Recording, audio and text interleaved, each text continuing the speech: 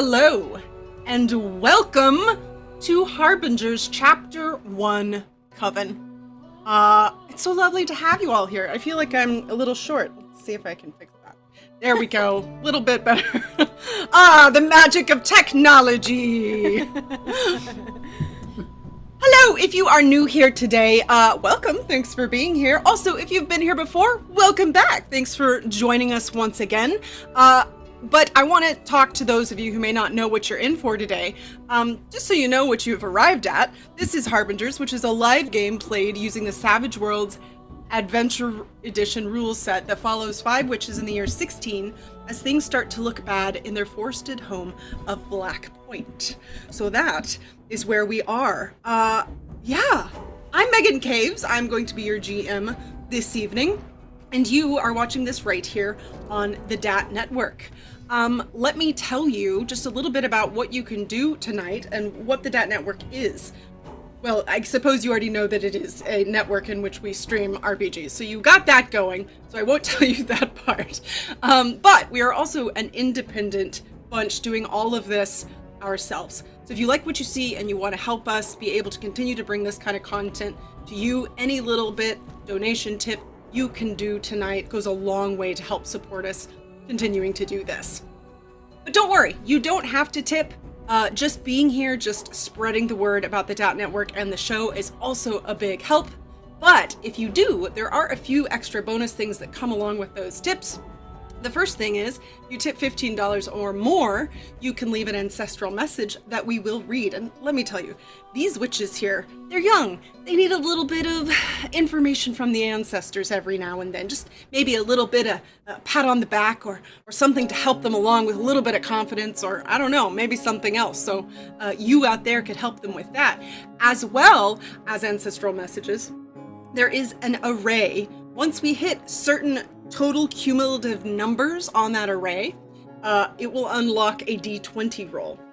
That D20 roll could be bennies, it could be rerolls. These are all really beneficial things for the players. If you hit a 20 on that D20, it goes up to the D10 array.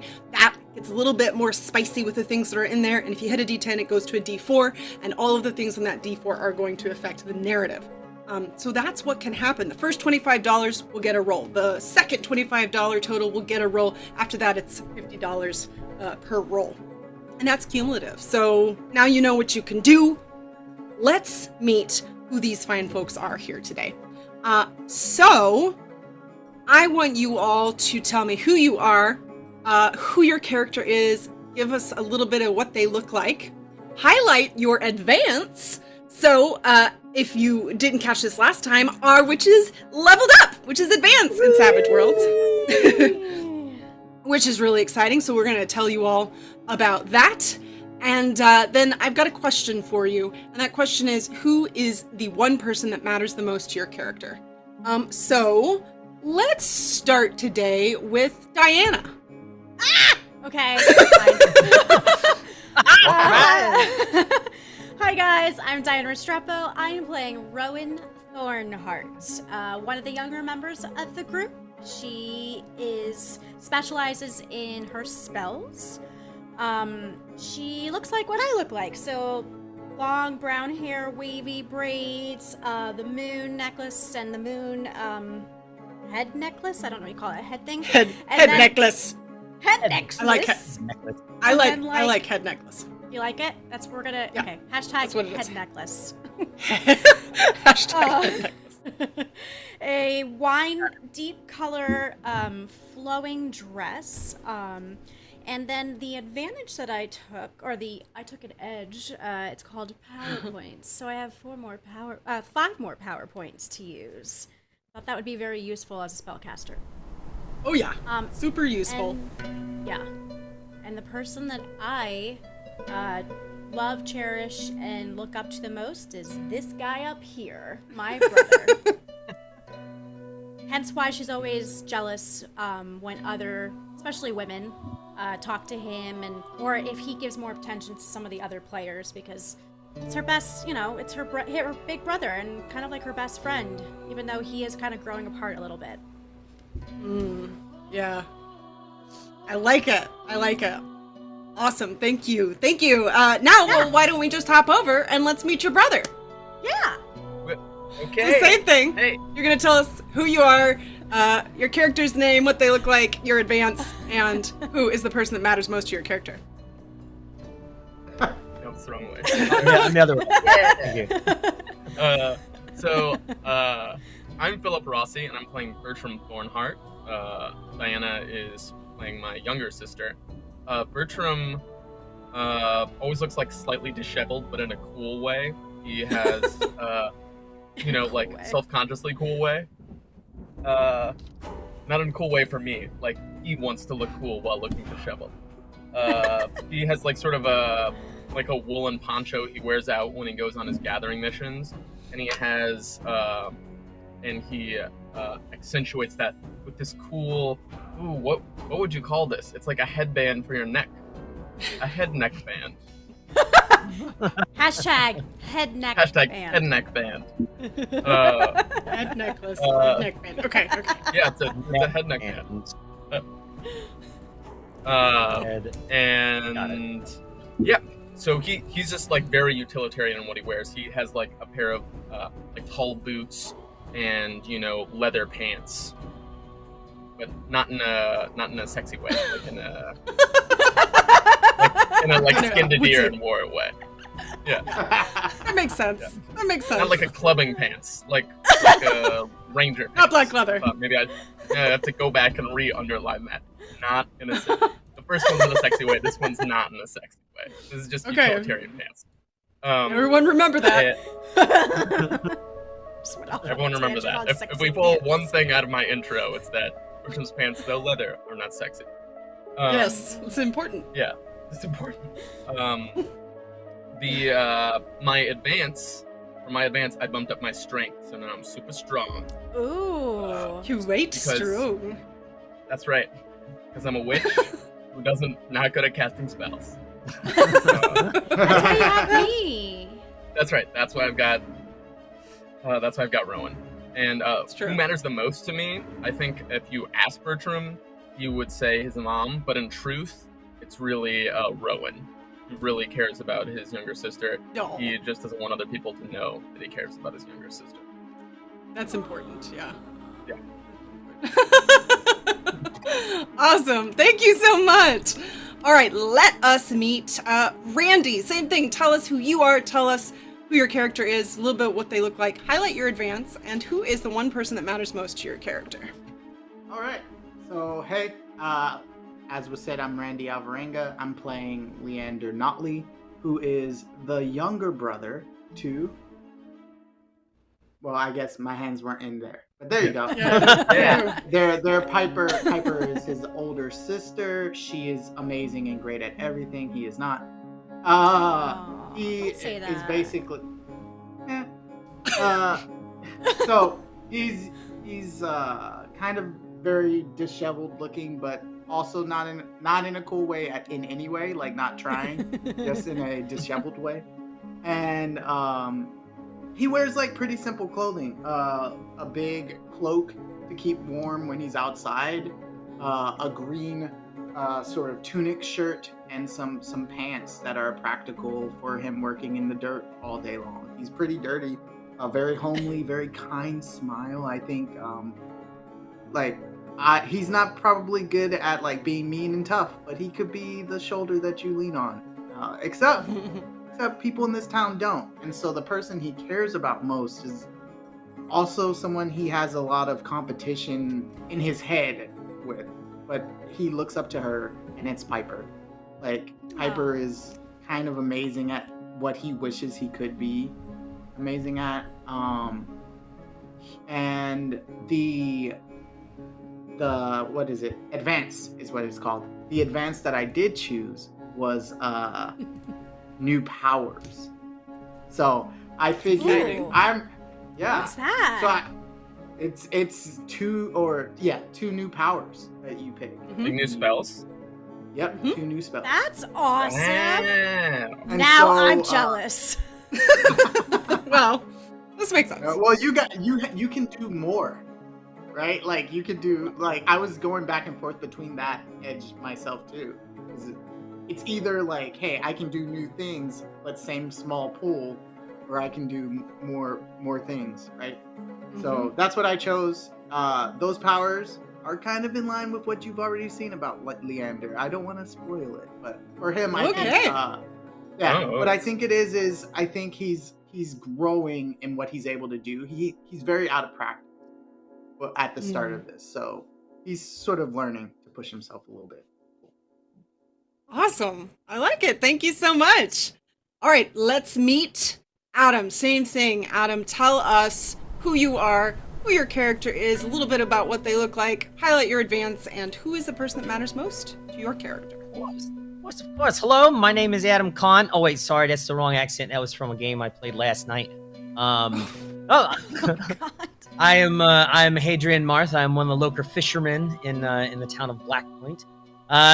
He is very simplistic in what he wears. Shirt, vest with some pockets on it. He also has like a fishing apron. And you can't forget, he also has his awesome and amazing fishing pole with him almost at practically all times because it helps him keep all the scary things farther away from him. I have a 10-foot reach. It's really cool. I mean, Megan didn't officially give me that, but it's true. He is also missing an eye too that he lost at a young age. Not the brightest guy in town, but he's quiet, and finds friendship and before around him. Now the thing about the advance that I got lots of advances, guys. One, I got a phobia. So I guess you could call that an advance. So I'm even more scared of bodies. I also got another advance where I'm also mean for right now. I got another advance where I became bloodthirsty. And then my really cool advance, I ended up picking the edge extraction, which essentially allows me, if I am fighting with somebody or somebody's attacking me and I want to get away, I can easily run away without them being able to hit me. You can just go, wow. Yeah, because I'm a coward and I don't want to fight. I'm squishy, so yeah. That's a good one. Except you might want to fight right now. Yeah. Here's it. Now, yeah. See, now my edge that I have now totally goes against my hindrances that I got too. So I'm a mess. I'm a mess right now. It happens. But I would say the person that definitely matters, I would actually say mattered most to Hadrian was Killian. And for all of you to know, Killian, actually, I guess I could tell everybody, Killian was Hadrian's brother. And what happened? I don't know. Have no idea. History. Yeah, he was a twin brother, older than him by 2.5 minutes. Do us as the characters know that? You guys would probably know that. I don't. He doesn't talk about it. Well, actually, you guys probably wouldn't know about it because it was something to be forgotten. Oh, that's deep. Oh, bring it down. Oh yeah, sad brothers. Awesome. Thank you so much, Adam. That's actually a good point. We actually had a point of corruption last time.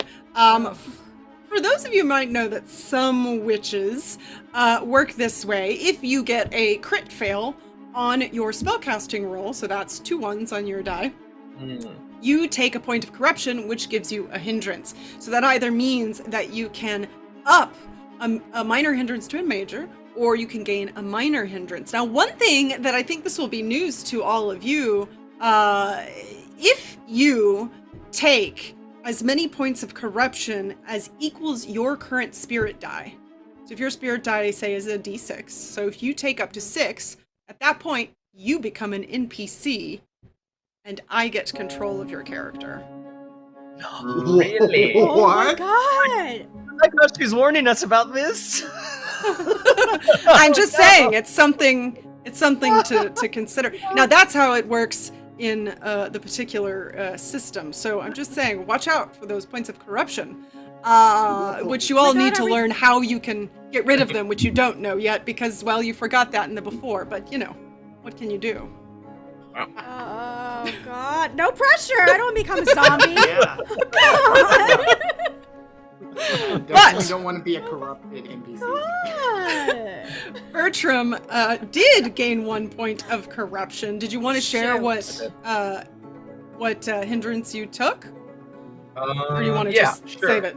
No, I'll share it. I'll share it. I bumped up a previous minor hindrance of mine. So before I had a minor smoking habit, and has now become a major smoking habit. Must be smoking. Yeah, Wow. Smokes a lot. smokes a lot. All right. What can I ask? Those are What the huge. difference between a major minor habit hindrance is? In this case, it's about how intense it is. Like, basically, I think I put it in here, if you don't smoke at least once every 24 hours or really whatever you declare that if you wanted it to be less, you take fatigue. Oh, It's like having addiction. Okay. yeah. Yeah, it's Ah. essentially like that. Yep. Okay. Yep. So Bertram's gotta smoke. It's important. Got to smoke. Must Well, but smoke. Can he be smoking hot in his leather pants? That is the real question. But they're not sexy leather pants, so I don't know. Oh, I don't know if yeah, it works like that. Hard to tell. Oh my gosh. Okay, awesome. Thank you all for all that awesome information. I think that is it. Let me make sure that everybody gets their bennies in Savage Worlds. Each wild card, which is our players here, do start off with 3 bennies unless they have an edge or a hindrance that affects it. And Rowan, in fact, does have luck, which means you get 4 to start out with. I get 1 benny for each of you. So just to make sure that everybody knows that. Now, the way they gain more bennies is through you folks right here through that D20 roll. And rerolls, which are both quite beneficial. Okay, among other things. Let's talk about what happened last time. We picked up with Rowan right as sunset passed with no ritual completed. So that was back from the end of episode 1. Rowan discovered a bit of strange information both from town seer and healer Eden Lobo and from the elders' offices themselves. The next morning, the boys returned from the Dark Forest with Elder Tia in tow. Tia quickly took charge of the situation, calling a town meeting in which she shared that she believed someone in the town was responsible for the other 2 missing elders and that she would be interviewing people throughout the day. She also told a few of our witches to watch out for one another, though the information seemed to be conflicting. Only a few hours passed before murdered townsfolk began to violently appear, leading to the discovery of Tia viciously killing townsfolk. Our witches quickly dispatched Tia from killing anyone else, but before they could catch their breaths, Tia exploded into a red burst. And that is right where we will be picking up tonight. So the last thing that happened for you in the midst of the town, in the midst of all of these people, Tia had just killed someone right in front of you, and as quickly as you could, you took her down, but right as that happened, she burst into this red mist that went absolutely everywhere. The town is in disarray. People are screaming, running. It looks like some people are attacking other people, and you all are right in the middle of it. What would you like to do? Hide. Yeah. Everyone's Right, attacking yeah. everyone? Not everyone is attacking everyone, but it seems to be there's some people that are crying, some people that are coughing, some people that are laying on the ground, people are running, screaming. Is there anything It's left disarray. of Tia, or she's just like mist now? I mean, yeah, there's pieces left, but she essentially burst open. So it's hard to place what pieces are. And that actually does remind me real quick, one thing I didn't do is give the TVMA rated R warning for this show. This is a horror show. We do get into gore and scary situations. So if this is something that you do not want to take part in, please know that that's what's ahead. Okay, continue. Yes, what would you all... Did you want to look closer at it? You At all, what, the- what would I? Go ahead, Anna. No, I was just gonna say look closer at the body that's exploded, or just Yeah. Yeah, if that's what Sure. you want I just to want do, to you make don't sure have that the 4 of us are near each other. 5 of us are near each other, at least. I mean, I know that I don't remember where you were actually, Rowan, at the end. I think you all were pretty close together, I think so. though. Yeah. I think I hit her in the head, and that's why she exploded. I thought I was knocking her out, and then she like Mm-hmm. blew up. Yep. Yep. Yeah, I'll move towards my brother, towards where Tia was, because Okay. she's curious, and I want to see what's going on. Okay. All right. Make an athletics roll to try and not get knocked over by screaming townsfolk in the while you try to get over there. Excuse me, pardon me. My 4 exploded. Okay. Oh wait, wrong accent. 5. Sorry. Yeah, I'm that's having a a British success. accent. I mean, you can if you want to. Yeah, there's one woman who kind of comes rushing past you and kind of just almost runs into you, but you move quick enough and get over to Bertram. Bertram looks like not covered in blood. Yeah, Bertram's covered in blood actually because burst and yeah. Bertram, what's going on? Why is she like that? I didn't hit her that hard. I think She shouldn't have blown up. no. I think someone was controlling her. Maybe they were using her as a vessel. Can we look at what's left of her? Yes, I'm going to need anyone who is doing that to make a vigor roll at a -2. Oh, jeez.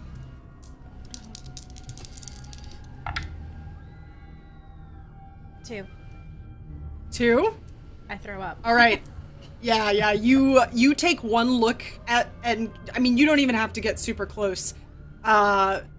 This is not anything you've ever. I mean, this is like looking at a person who was completely cut open or torn open, and everything was like pulled out, and is just absolutely everywhere. It doesn't look like a person anymore. And this is a person that you knew, and worked with, and looked up to, probably. Unless I was her, I don't understand. I can't. Bertram!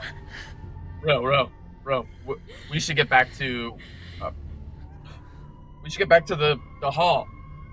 Leander and Hadrian, what are you all doing in the midst of all of this? I want to see where the people who are fighting are and stay away from there first. I think They are kind of it's kind of like a person here and there seems to be a bit violent. There was kind of a crowd that was in front of you all because Tia kind of had her back to you when you walked over. So the majority of people are over there, but there's kind of people running all over the place. okay. They're definitely not going towards Tia, so staying closer to Tia would probably keep others away from you for right now. How much of a spore smoke cloud is left? Like, is it still visibly hanging in the air? Because if there's red mist still in the air, I don't think I would go near. It kind of burst and then dissipated pretty quickly. Especially being outside like this, it spread about. I think he would want.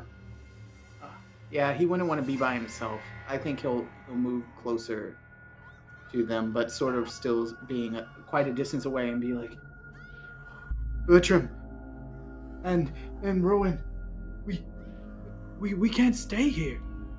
Make an agility roll. See if you can get close enough.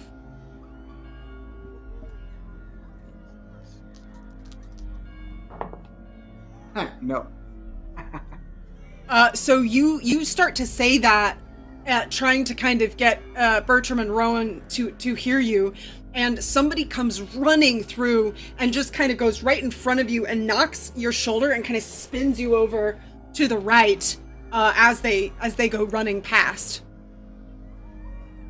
Hadrian, what's happening for you? You just saw this person explode seemingly randomly. The physics didn't even seem to make sense of it.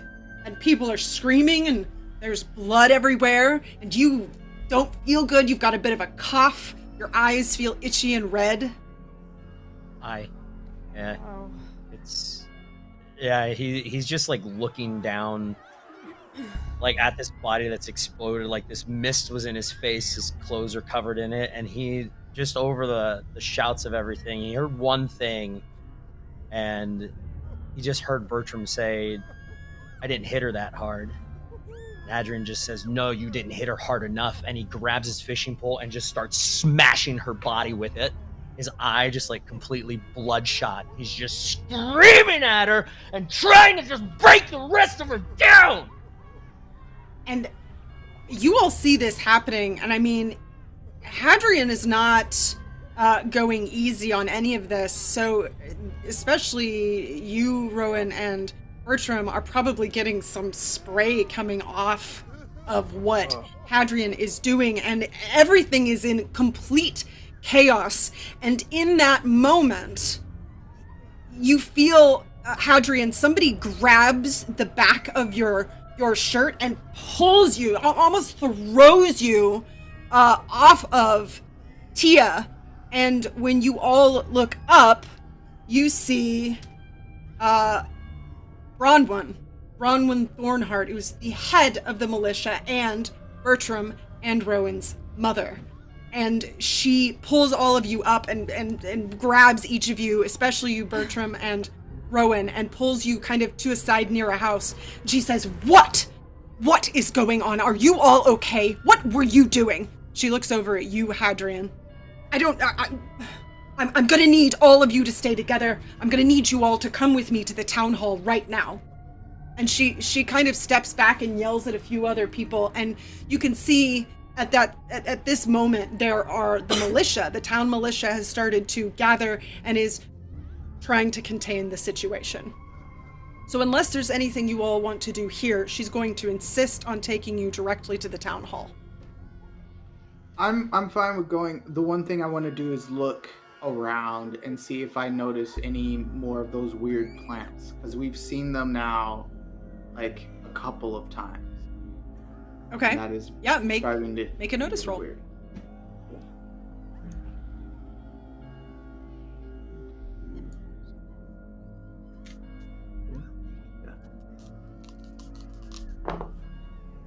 Four. Yeah. That's a success. So, looking around, you remember that Bertram did grab one of the roses. I think you saw that, and wrapped it up. So you know that there's at least one nearby, and that was the most recent one you saw. But beyond that, you don't see any other. I didn't see roses. Hadrian like looking at the one that he was sort of leaning over. Oh, is that? I was thinking that was the same one. Yeah, if I don't that one think didn't you guys get would've picked up, seen then that. yeah. Okay. Oh yeah. Yeah, you could see it now if you were looking for it. Well, yeah. I think he would just be taking note of that. Like he's a plant person, so he would just For sure. Yeah. He would go with them. Okay. Is there anything else anyone else wanted to do? No? Okay. Hadrian just like standing there and just like seething, like just breathing heavily, just holding on to his pole, just like looking down at the ground. Yeah. Bronwyn definitely is a bit rougher with you, Hadrian. So you all go back to the town hall, and Hadrian calls in Eden Lobo, who's also the town healer.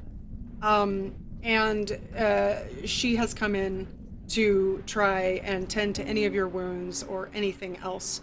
But right now, Bronwyn has the four of you, and has pulled Piper in as well, to understand what it is that's been happening, because somehow the four of you seem to be in the midst of it all. First of all, Bertram, Rowan, are you all right?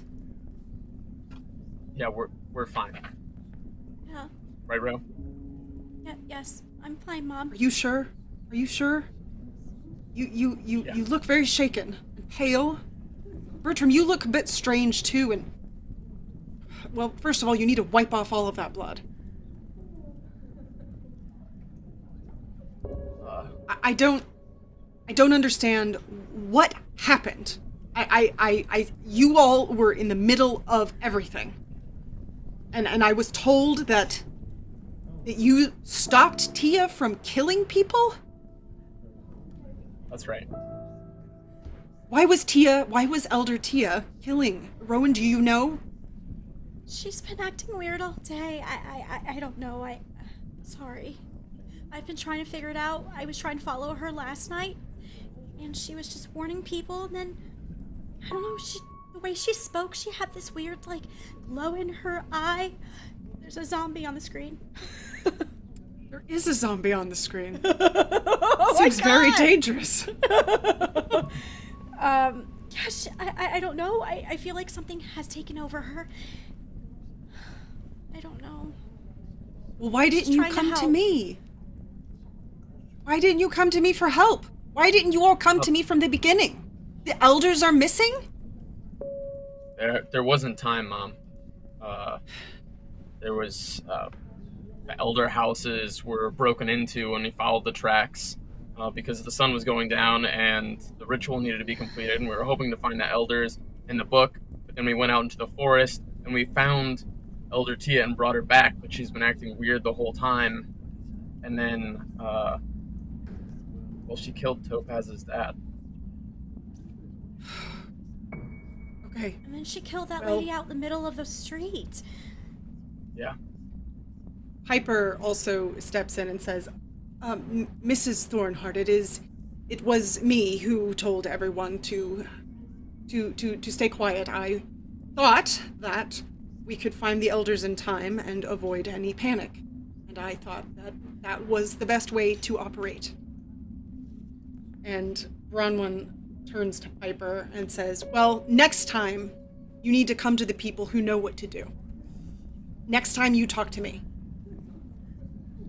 And Piper just says, yes, ma'am, and kind of looks down, but holds her own. Well, what do you all know? You found Tia. Tell me, what is it that can help us figure out what's going on and apparently find the other two elders? How long has it been since the ritual was completed? More than a day. 2 nights, I guess. Yeah. That has never happened before. It has never been missed once. I don't even know. We need the elders to tell us what that means. Do you all know what it means, Rowan? Do you know? Is that something you learned? Would it be something I learned, Megan? No. And Piper says, well, that's one of the last things that they share, because we would have to know about the before, and, well, they hold that off for as long as is possible for our own sakes. But shouldn't we know the truth about what's going on? I mean, shouldn't hide things from people. Well, Rowan, there is a specific reason so that we didn't have to suffer the knowledge of what happened before. You know that. That's what they taught us in school. It's to help us. To help us all. And no, but I Rowan, don't think it's right. Even as Piper says that, she also seems a little less fully confident in that as she used to. She says, well, fairness isn't... It's not for us to choose what's right and wrong. Okay. Well... Yes, Bertram. If their apprentices don't know, Mom, we should probably find the other 2 elders, or at least the book, or no one's ever gonna know what the ritual was about. Don't have the book either? That's bad. That's the only one in town, as far as I understand it. It's the only way witches can learn any magic. Yes, Rowan. Who's Sybil Rose? It's not a name I've heard of before. Is Or she the Collected? The What are you referencing, Rowan? Okay, if I tell you, please don't get me in trouble. I was just trying to help, I promise. Okay. And I'll reach into my bag, or like this, my side pocket, and take out the ledger and hand it to her from Tia's office. What is this? There's a bunch of names in it, including Bertram's name. What? I'm sorry, Bertram. I was gonna tell you, and then all this happened in the middle of the town. And...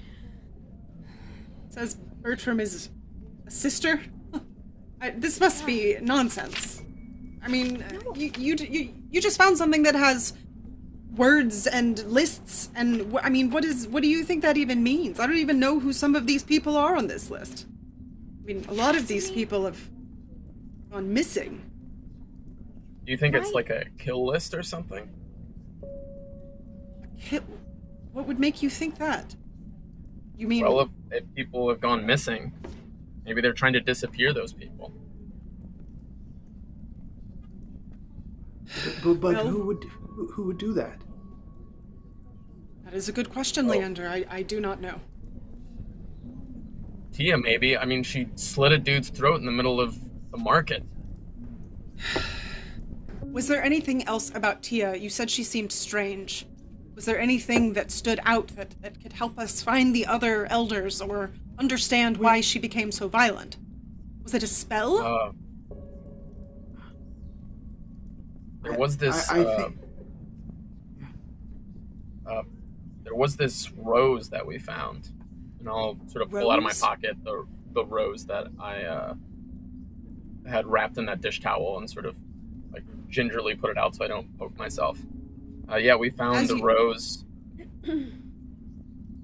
As you do that, Eden looks over and she kind of, she stops Bronwyn from touching it. She goes, "No, that is a very dangerous rose, and, well, it makes a lot more sense about what's happening in the town right now.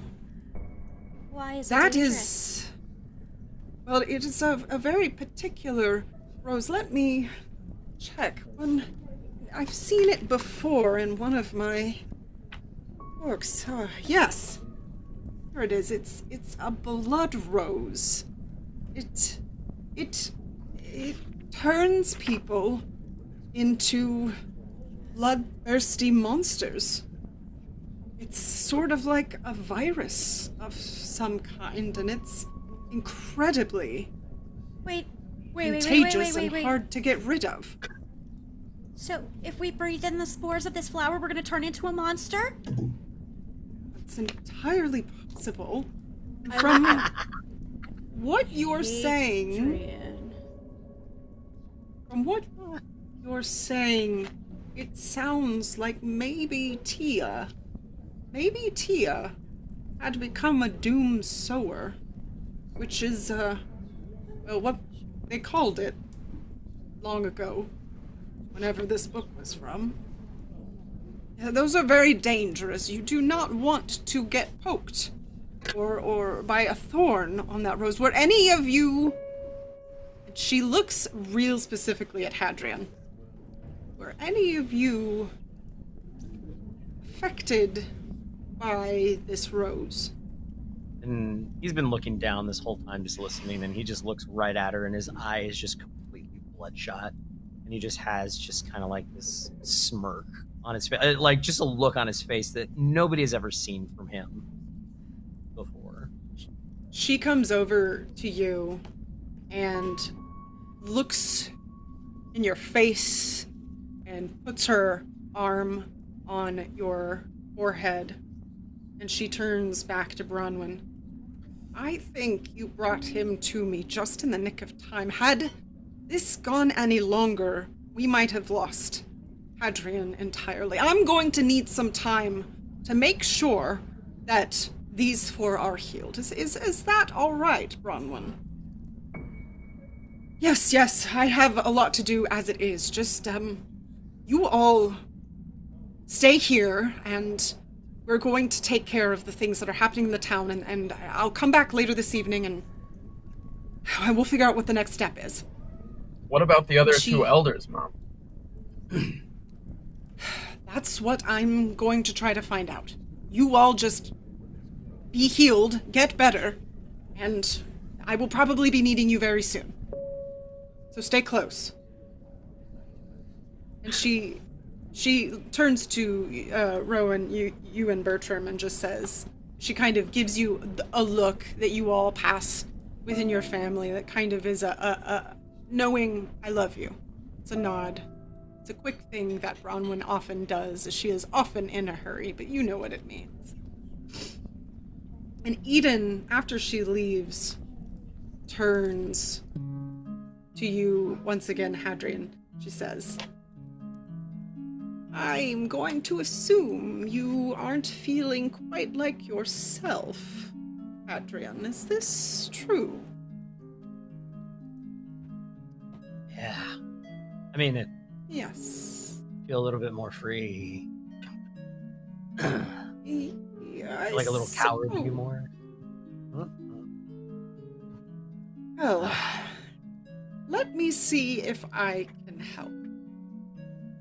And she has a pack with her, and she pulls out a bunch of different jars and bags and herbs, and she sets them to the side, and she has a pot, and she puts a few different things in here and there, and adds a little bit of water and stirs it together, and she whispers something quietly over it. And then she gives it to you, Hadrian, and she says, drink.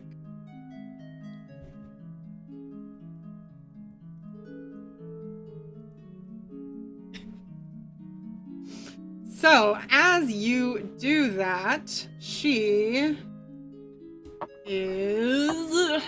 Gotta get there first. Gotta get to all my different pages. All right. She is going to... I've got too many. She is going to try to heal you. What is your spellcasting roll? Oh, here we go. D8. All right, and she's a healer. So she's got a +2, and I've thrown my die on the floor. All right. Okay, so she got a 6, and that is a success. So as you take this liquid, Hadrian, it tastes horrible. And it's a little chunky in ways that you're not super fond of. But It's like mushrooms. Yeah, but like crunchy in a way they shouldn't be. And you start to feel a little different. You don't feel great yet. And she says, give it time. It will just take a moment and you will feel more like yourself. She turns around to the rest of you. Now, who else? Is anyone else injured?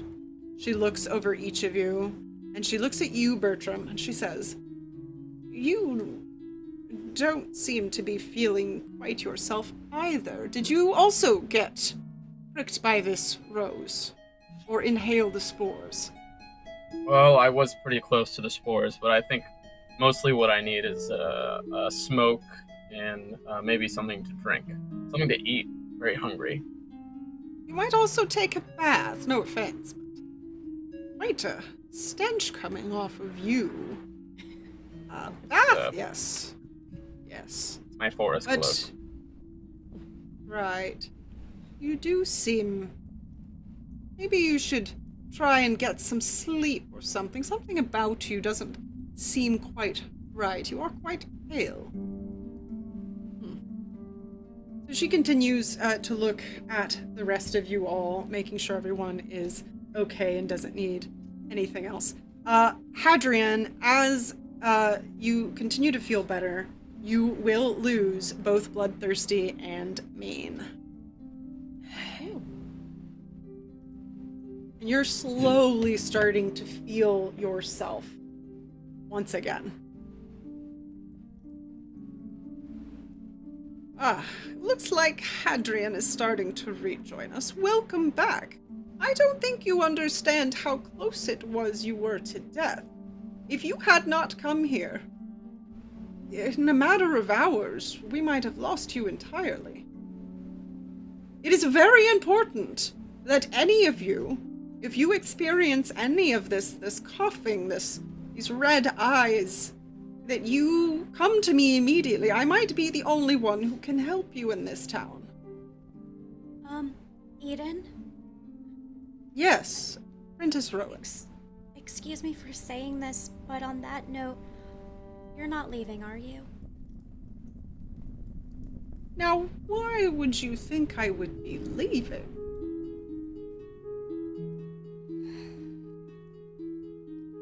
I happened to, I lost something near your place, and your window was open, and I saw that everything was packed, and I think you're leaving. Make a performance roll. Lying eyes will come into play here.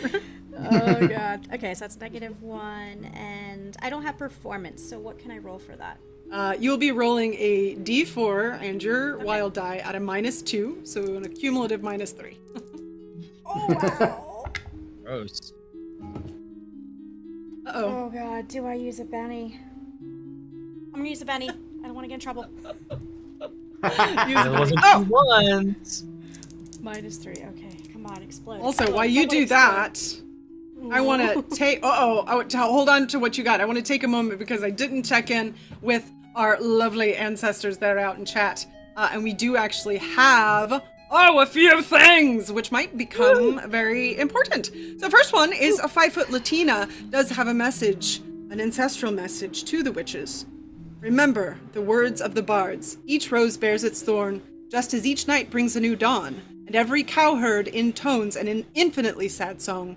Each rose bears its thorn, verily it doth. It's very important to remember. Love that. Thank you. Neva and Omar donated...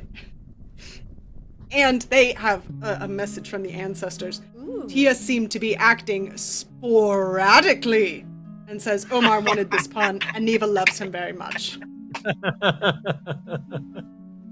Love it. Thank you, ancestors. Yes. Ali Cap WN has given some bits. Ready Blair 1 has given some bits. Rick the GM says, listen to the portents and let them guide your way. It's very important. Yes, that is good. Thank you, Rick the GM. Yeah. The Cadence has resubscribed. Vanessa1747 has gifted a sub. Faye DRM has resubscribed. Saving Throw has hosted. Hi, Saving Throw. Welcome. Ooh. Moxie Blue has resubscribed. Thank you. And Penguin Witch Doctor has resubscribed as well. Awesome. And then someone subscribed to our YouTube. Yay! Thank you all. Thank you. All right. And I do believe we've gone up a few. So tell me what your roll is, and then I'm going to make this D20 roll and see what we end up with. Or y'all. Okay. What'd you get? So my highest was a 4, -3 is a 1. It's okay, I can get caught this time. Okay. All right. Well, let's roll this D20 real quick before we find out how Eden responds. All right. So we've got the first roll. It is a 1.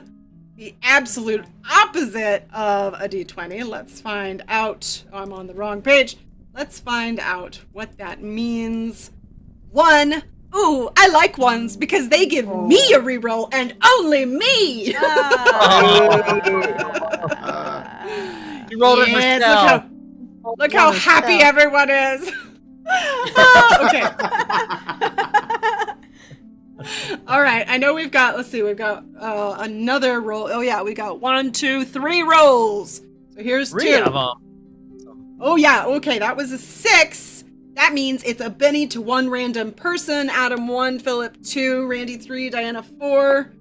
Oh my God, it is a 2. I need to not roll this die.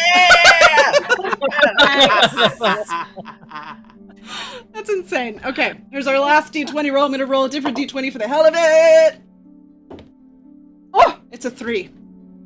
A 3 is another Benny to a random person. Oh, you guys need these bennies. It's a 3, so it goes to Randy. Yay! Nice. Thank you, guys. Yes, thank That's you so lucky. much, everyone. I feel like I got They'll 3 need it. bennies out of that pun. That's Neva and Omar for you. Yeah. All right. Thank you, Worth it. guys. Yes, thank you very much. So you just told Eden mostly the truth, and she says, "Oh, well, I thought I felt somebody looking in my windows, but to be entirely honest, I feel that way often, so I kind of dismiss it. I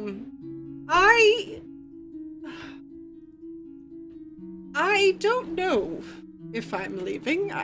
As you all know, there isn't really a way to leave this town, with this dark forest surrounding us and the protection of the elders, but while I don't know what happened in the before, I do get glimpses of things that are coming, things that I need to watch out for, and I know that for better or worse, Black Point is never going to be the same town again.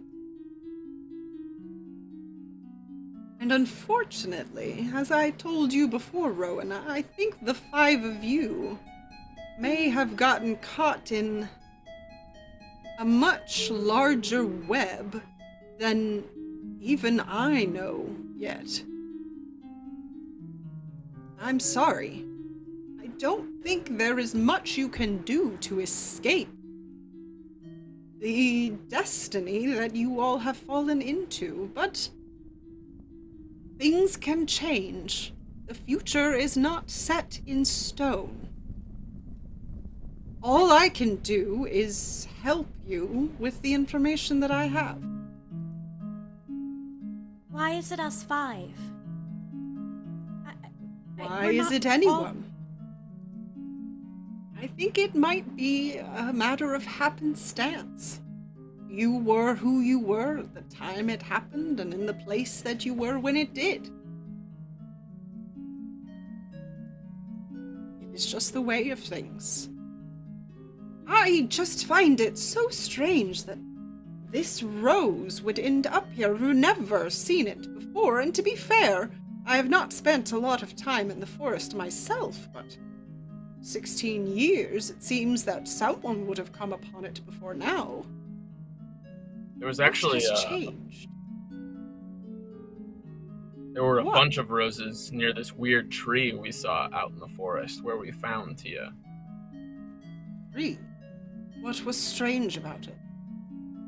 I don't know. Notley, you're the tree expert. It had some glowing sap of some kind. Like, I believe I've never seen any plant like it before, but it was green with this special sap, and this plant was growing beneath it where we found Tia. Ah, that is strange. As you say that, she pulls out this jar from her bag that looks like it's got this bright green glowing liquid in it. And she holds it to you and says, "Is this the kind of thing that you saw?" And it does look, in a much larger amount, a lot like what was on that tree. Yeah, it looks just like it. Huh. Well, this is something I've come upon before. All I know is it is an incredibly poisonous liquid. I don't know what it is. It doesn't fall in any natural categories that I have seen before. I would suggest you be wary of it if you do come upon it again. I get the impression that you all are in a very confused place and maybe could use some guidance. Am I correct in that assessment? Yes, ma'am. She turns and digs through her bag again, and she pulls out a bundle, and she opens it up, and you can see it is a bundle of herbs and she tells you these herbs, when burned and the smoke inhaled, will take you to a place that is in between this one and another. I've heard the other place called the hunting grounds in times past, but it is not quite there. It is almost there, but it is a place in which you can see what cannot be seen on our plane. It might be able to give you a little bit of information as to what is happening here in this town, and maybe what you have to do with it, but I warn you, it is not safe. It is a dangerous place. You might be more susceptible, though you also might be stronger. It is up to you. I think we can handle it. Do you all feel the same? I mean, as long as we're all together. Says yes. I agree with Bertram. I think that we can handle it, and it seems like there is a lot that has been kept from us for a very long time that seems important to learn. I agree. Yes, Rowan. Yes. Leander. Adrian? You. Adrian, yes. I just don't know why I'm here. I'm not good at all of this. Piper, you are. You've been training for all of this. And Bertram, you can fight. All I did Leander, you know nature and plants and the sap, and you could be so useful. I need you there. We need you there. Leander, Rowan is right. You have not always done everything right, but I think that you were dealt a hand that was unfair. And I don't think that people always see what strengths you do have. And if they're not going to see it, then at the very least you have to see them. You have to see them in yourself. If you're here, then there is a reason for it, and you're here because you're supposed to be. You're my brother, and I know that you don't think you do a good job, but I don't think that's fair. And I don't think Mom and Dad are always... I don't think they're always fair either. Either one of us.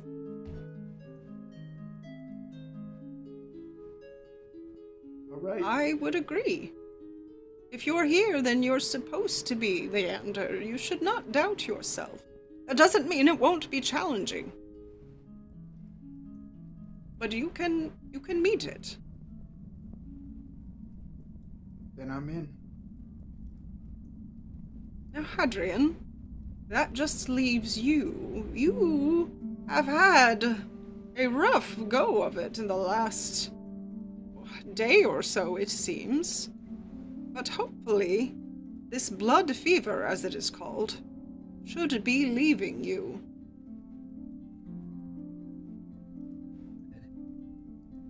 I hope so. I'm not brave. I can't. I don't fight. I'm a fisherman. I can't. I have no brave you're here. in my body. You clearly are brave. If you're here. I'm trying, and all of you, especially always trying to include me in whatever. And Leander, I'm sorry. I didn't mean to snap at you earlier. It's nothing. But I feel like with at least all of you, I could be brave. I could try. I mean, I did run and grab Bertram's axe. I tried. As long as you all think that I can be valuable, I can try. Rowan's gonna walk over and hold Hadrian's hand, because for those of you who don't know, like, because it's like a little backstory, like, she always goes to visit Hadrian by the river and, like, teaches him how to read and write and sees, like, a friend in him, so she'll walk over and just hold his hand.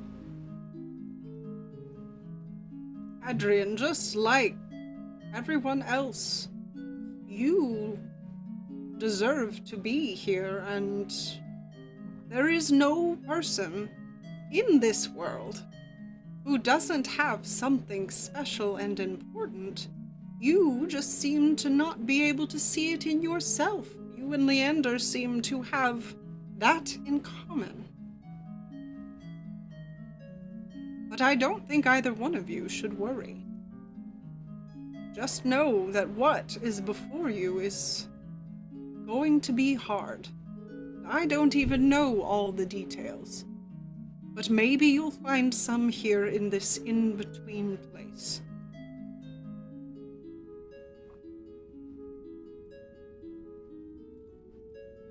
All right. If we are all agreed, then join me here. And she goes over to, there's a little fireplace in this room, and she goes over and grabs the pot she had before and puts the herbs down in it and pushes the pot over the fire. And she directs you all to sit as close to the fire as you can. And she sits with you, and she tells you, now, everyone, we will take a moment to calm and focus your minds. What is before you will not be easy. It might be frightening. It might be illuminating, but it will be unusual, and you must be on guard. There are many dark things in this world, and there are many more in the hunting grounds and in between those places. So prepare yourselves, close your eyes, and take a deep breath. And as you all start to breathe, you inhale this fragrant, almost smells like sage. You inhale it in, filling your lungs. You can feel it. And as they fill, they almost start to burn. It almost starts to hurt, like something is scratching the inside of your lungs, and you feel like you want to cough, but you can't quite cough. And before you can react to this sensation, you open your eyes, and everything looks different. There's a bright light in this room that is completely surrounding Eden. She still has her eyes closed, and she's whispering quietly. And as you look at one another, you all have different colors, and you don't know what it is entirely. It's almost like mist swirling about you. Rowan has a purple that seems to emanate, swirling around her head, around her hands, around her heart, moves with her as she moves. Both Piper and Leander have that same acid green color that is intertwining and spinning and swirling about them. Leander has another grass green that is also with it. Piper has red, bright reds and oranges that jump from her as if they are flames licking the air. Hadrian has deep blues, almost like being underwater when the sun hits the water and the light that comes through that water. It's almost like that is what's surrounding Hadrian, but there's also a little bit of this red fuzz around his face, like an electricity that seems to be dissipating. And one thing you notice is that all of those energies, including even Eden's, is being pulled just slightly in a direction. But then you see Bertram's. Bertram is covered in black, heavy energy And Bertram's is the only one that is not being pulled. It looks like it's seeping out all around him in all directions. What would you all like to do?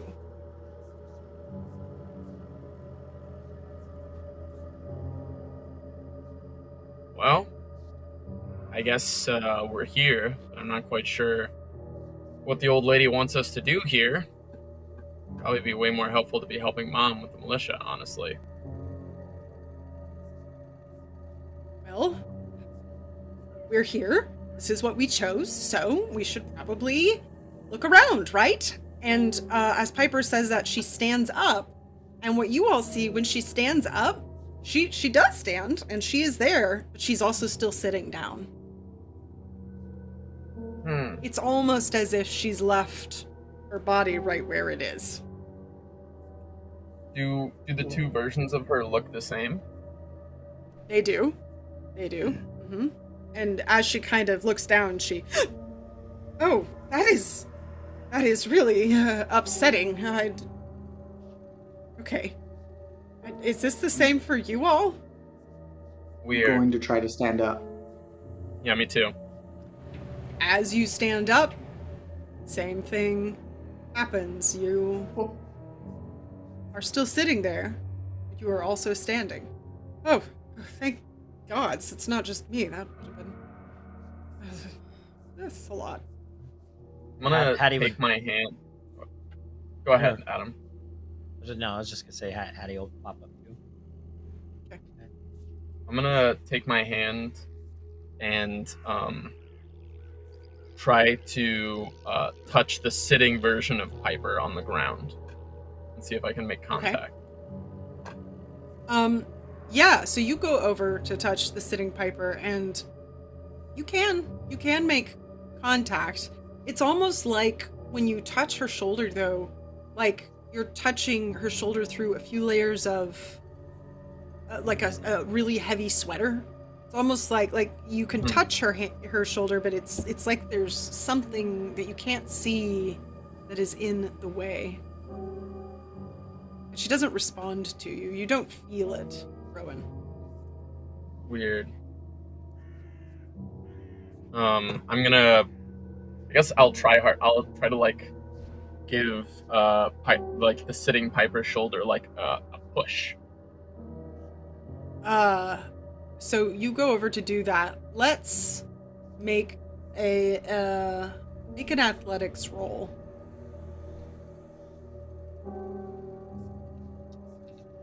And make it at a -2. It's a 2. Okay. Yeah, so you go over and you try and kind of push Piper, and it's almost like you just meet this strange resistance. Like, you can touch Piper's shoulder and you can kind of feel the same, but it's just almost like you can't quite manipulate the material in the space for some reason, or maybe I don't know. It's strange. It doesn't feel like it does normally. And Piper's like, why would you try to push me over? Why would you? I was checking to see if you're still stuck in the mud here, and you are. So. Oh, well, you still seem to be with your head all the way up your own butt as well. So welcome. Congratulations on your part. Wow. I will.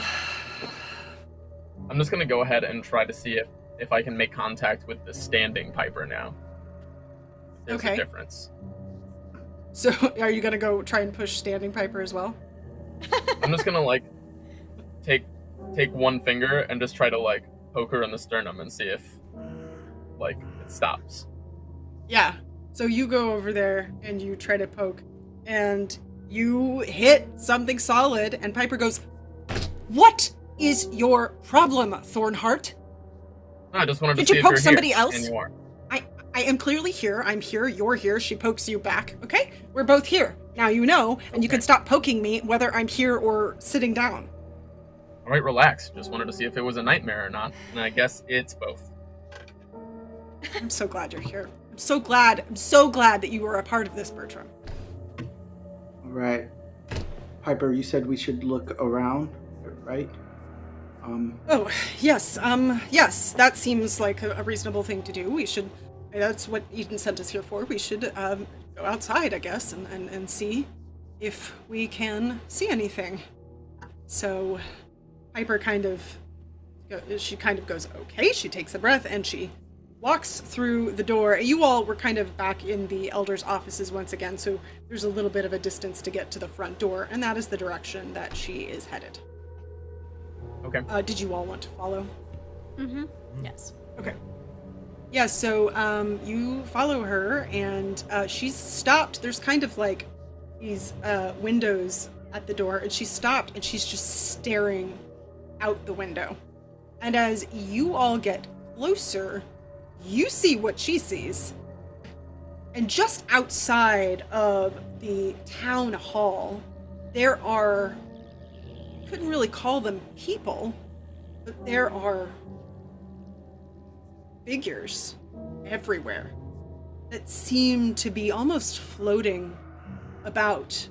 And the light in the entire town is different. It looks almost muted somehow, like on a cloudy day, except it kind of has this purplish green quality to it that seems really weird. And you also see people in the town. There aren't many. There's a few that are passing by in kind of a hurried way. And you also see, similar to what you saw on the five of us here, different kinds and colors of energy. And there's always a tiny little bit of a thread that is being pulled in one direction. And you also see it from the people the figures or whomever they are that are floating about, except it seems that there's more energy being pulled from them, and it's all going in one direction. And I don't know if you can't quite see the sky from here. Yes, what were you saying, Adrian? Well, I was just gonna ask, what is that one direction that it's going to? You're not sure. It seems to be heading kind of off to where most of the town homes are, which is off to, from where you are, it'd be off to the left. So to the east. And do we notice any other ones that look like Bertram's? Just the like black and it's spilling out of him and. No, but make a notice roll. Notice. Do I have notice? Do I have notice? I have a little bit of notice. 3. 3. So you look around, and there's just so much to see. You don't really see anything else that looks like that, but there's so much. And it all looks so different in some ways. It's hard to tell. Do you think all these figures that we see are the people that died in the ledger? That is a good question, Rowan, and it was something I was considering, because they definitely seem different than those other people who seem alive. So that is my guess, but we should probably be careful.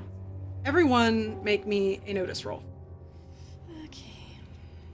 Another one for me, or do you want me to keep the same? You can make another one. 5. 5. 3. 3, okay. Oh! 2. I double aced it. Worse. 11. Ooh! 11. Oh man. Okay.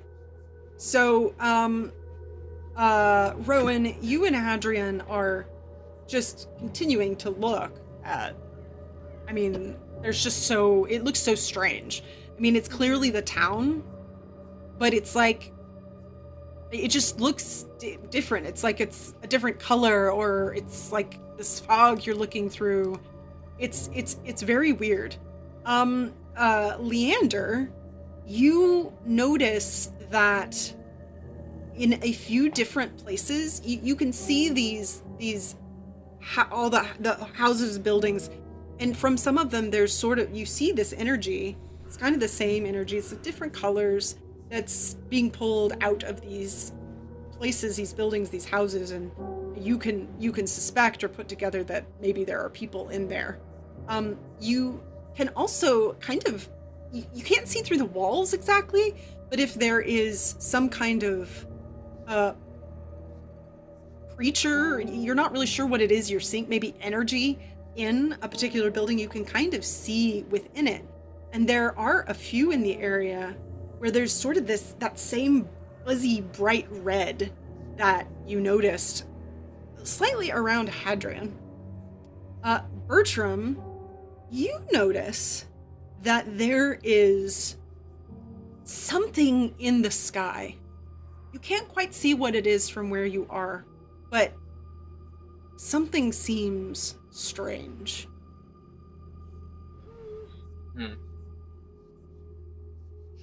Should we go out there maybe? I feel like maybe if we go towards where all these energy trails are being pulled, maybe we'll be in the right place. But there's something weird, Piper. What is it? There, and he points at one of the red, sort of misty areas. That is the same thing we saw around Hattie not too long ago, probably from maybe the flower. Maybe those are people who are affected by that. Oh. You know, we should take note of those people, and when we come back, maybe we can find Eden to help them get cured. Yeah. It sounds like there's a time limit. It does. It's a good point, Leander. Good catch. All right, I suppose we should. And Bertram, you noticed something in the sky. You also noticed some movement. The market is not far from here. You can kind of see the backs of some of the stands there at the market. And you see something that doesn't look like anything else. It's a little bit taller, a little bit stranger, disappear behind one of those buildings. Okay. Well, if you're done rallying the troops' pipes, maybe you could move out of the way so I could check out the sky, because it looks weird. Be my guest, Bertram. Thanks. And as I walk out, I'll say, oh, and by the way, there's something tall and strange out there, so everyone might want to keep their eyes open. Well, what do you mean, tall and strange? Well, I don't know how else to say it, Ro. There's something weird that doesn't look like any of these people, and it's slinking around out there. Eden did say it could be dangerous, so maybe just be careful. What is it that is in the sky, Bertram? And Piper kind of starts to come out, and as you look up at it, there is what looks like a crack that is going all the way across the sky. It looks like it goes off down into the forest somewhere on both sides. And in that, it's almost like if glass had cracked. You can't quite tell from here because it's pretty high up, but that same dark energy that's around you is seeping through and seems to be coming down into a few different parts just around town. You can't tell if it's anything specific. And it looks like the crack is very slowly widening. Do you think that's what the ritual does? It keeps the crack, it keeps the whatever that is closed? It could be. This very intense magic. It's unlike any magic I've ever seen, and I suppose that if that's what protected the town, it would make sense. Doesn't look good. All right. Okay. So, Leander, you said you wanted to follow the energies, and Bertram, you said something tall and creepy is about.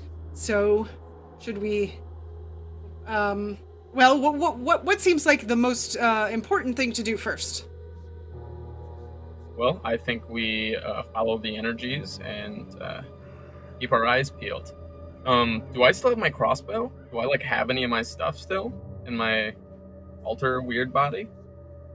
Yeah, I'll say that you're able to effectively bring that with you.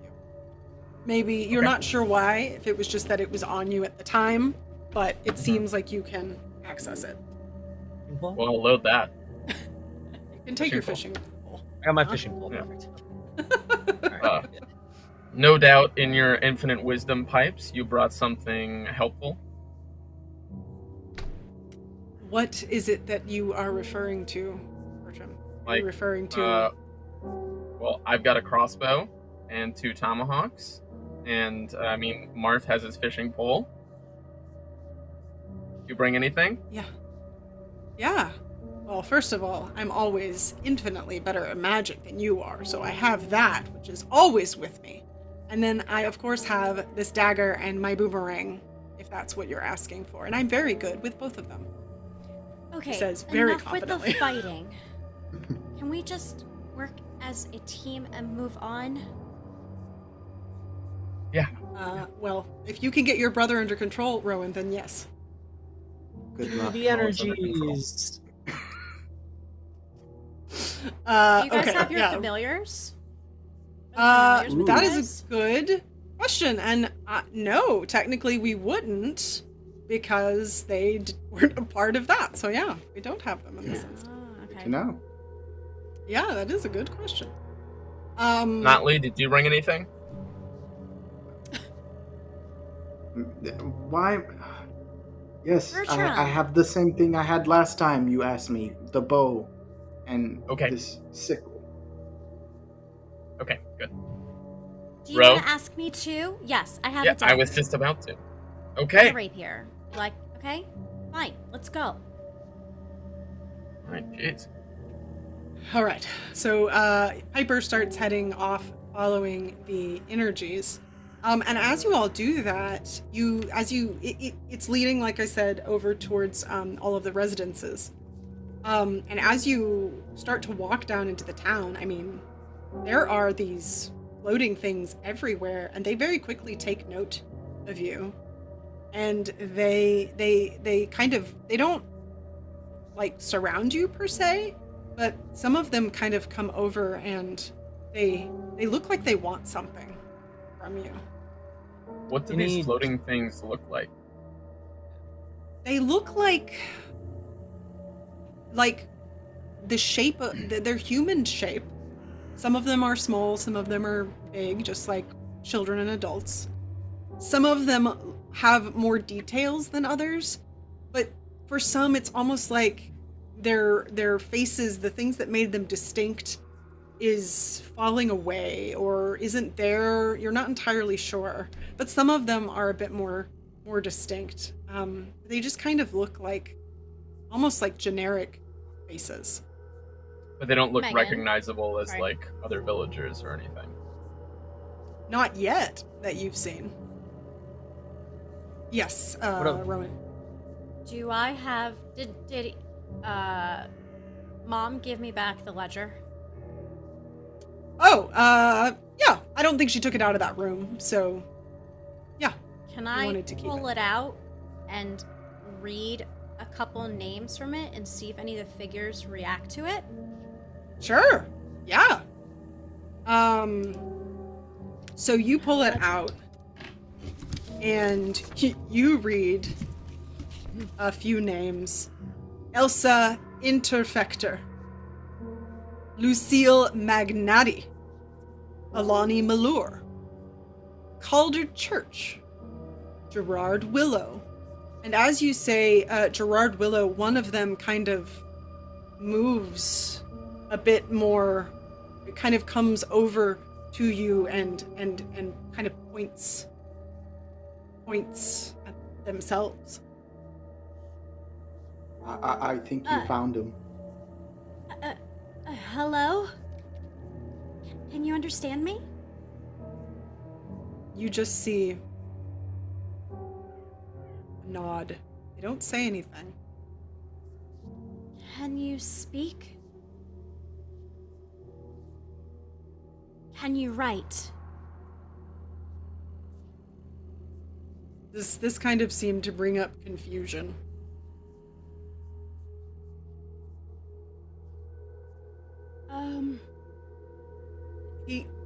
this figure starts to beckon you and starts walking away and turns around and continues to walk. Rowan's gonna start walking towards him. Okay. Oh, okay, yeah.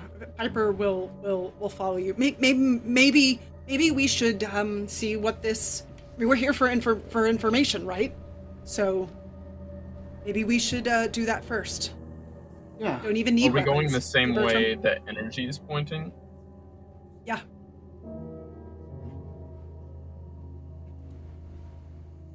Do you all want to continue to follow Rowan as well? No. Want to know, but I will. So everyone, Okay. as you're walking, make me a notice roll. Oh my god! I aced it. 5. Oh. 10. Uh-oh. 4. 10. A 4. What'd you get, Yeah. Adrian? I got double ones. Okay. Megan's good. Oh, no, So is for the there something next- you just- So you got a 10, Rowan. Okay. So Leander, as you all are walking, you feel kind of this like chill that just almost like something just cold went right past you. And Bertram, you notice Leander respond, and you kind of look around, but Rowan, you see this long hand with long, sharp fingers that seems to be holding on to the side of a building, and it kind of one finger at a time takes it off and disappears around the side of a building, kind of off to your right. But Gerard, or whomever it is you are following, continues to walk on ahead. Past this thing? Yeah, past this thing. And Hadrian, you are continuing to look around, and you kind of miss a step, and you get a little too close to a building, and it kind of like kicks up some dust that you get in your eyes. So you're just going to be at a minus, or I rather, you're going to be at an additional -1 for the next scene for any site-based notice rolls. Cool. You need Rowan's luck. Yeah. Aww. Gerard continues to walk on. Do you continue to follow? I do, and then I tell my brother, Bertram, I think I saw that figure you were looking at go around a building. Hmm. What building? But that one? But I want to know where he's going, because he's going to show us something. Yeah. We'll come back to Yeah, this scary, tall, long-figured Scary, figure. scary tall thing? What are you talking about? I didn't Jeez, see a Marth, scary get on tall- the same page. I can't read either. That's not cool. Yeah. Bertram, not cool. All right, let's just hold it together, okay? This is a dangerous place. Yeah, So, listen. Yes, Bertram. Rowan. Yes. Sorry, I can't get over the reading joke. That was good. I'm still walking towards Gerard, so... yeah. Okay. You keep walking towards the dude, and I'll keep my eye out for the long thing. Yes. It went And, behind that building. Okay. You too, Just walk Natalie. You got that backwards. bow. Oh, okay. You do realize, How- Bertram, there's 2 of us here, right? You should Yeah. specify. Thank you. I'm sorry. Do you have a bow, Pipes? I don't, Bert. Okay, so I thought maybe you would know who I was talking to then. I don't know why you're such an asshole. I just don't. And she continues walking on. How far do Piper and Bertram get from each other? I mean, probably trying to stay on the opposite side of the group. Well, at least Piper is. I don't know about Bertram. Yeah. I would want to go near Piper and just as we're walking, just say, I'm sure you've noticed it by now, but there's that weird glow around Bertram. Earlier, Yeah. when Eden was talking about that smell, I've smelled, he smells very bad, but not like naturally bad. I can't explain it. When I was like sewing up his wound, the smell overcame me. I don't know what it is, but I just thought you should know. Oh. Well, thank you. Thank you, Leander. Yes. Maybe keep an eye on it. And maybe it's just that I don't know if Bertram ever takes a bath. I suppose it could be that. But if you think it's something stranger than that, then keep an eye on it. Trust your instincts. All right.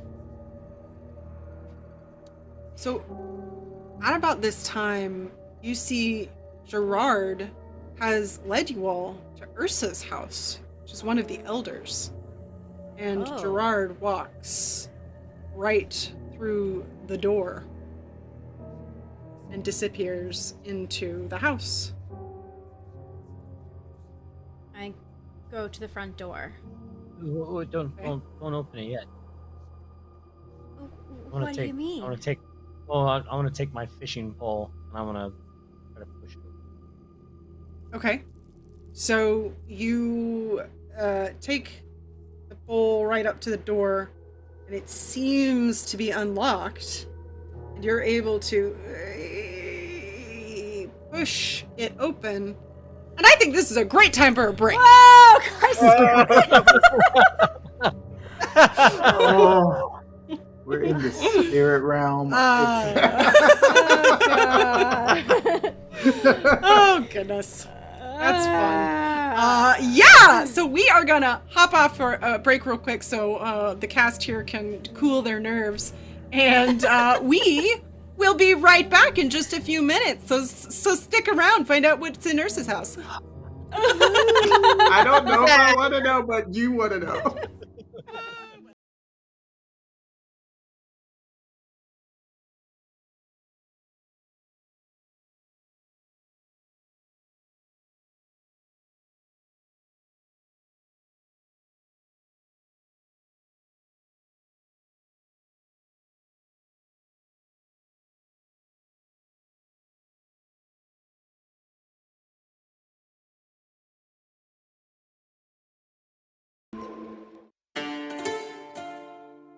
The games we play are the stories we create. The fortress doors swing open, Every story is unique. and the sound of war drums rises. Sometimes our stories come to us when we least expect them.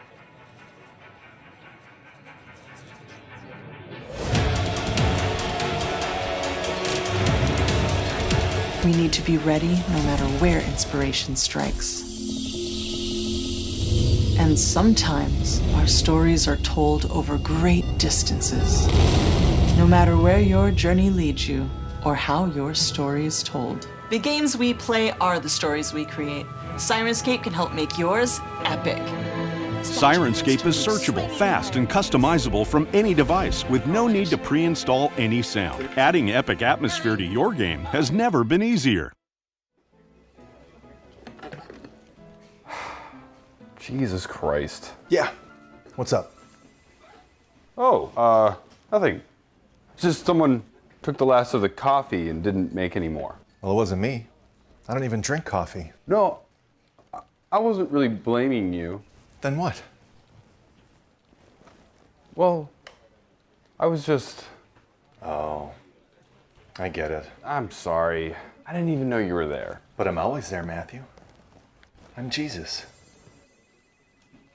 Okay. Did you not get the memo? The part right here? Thou shalt not take my name in vain? I actually did not get that. Maybe we should revisit this part about lies. We don't really need to do that. I'm sorry. It won't happen again. I hope not. You don't hear me running around the office yelling, Matthew Johnson, every time I stub my toe or get a pube caught in my zipper. What? Matthew, I'm going to forgive you. It's kind of what I do. But watch yourself, okay?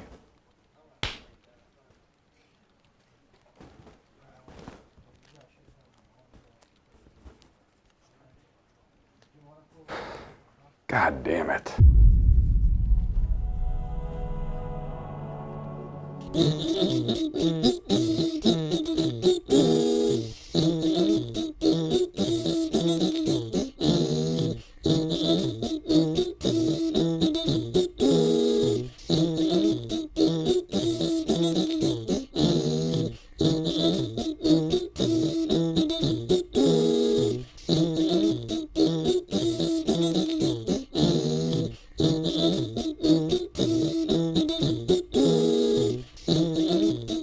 Yeah. What's up? Oh, nothing? Oh my God damn it. Think back when you started that. He had his freaking finger out of his... Oh, really? Yeah. Also like how you went right into lens. You're like, lens, wrong. Yes. Norse Foundry Dice of Crits was filmed in front of a live studio audience. Where's Adam? I mean, we were supposed to start 20 minutes ago. Oh, yeah, I think he said he was picking up some new dice. Yeah. Hey, guys. There he is. Yeah. Did you get him? Oh, yeah.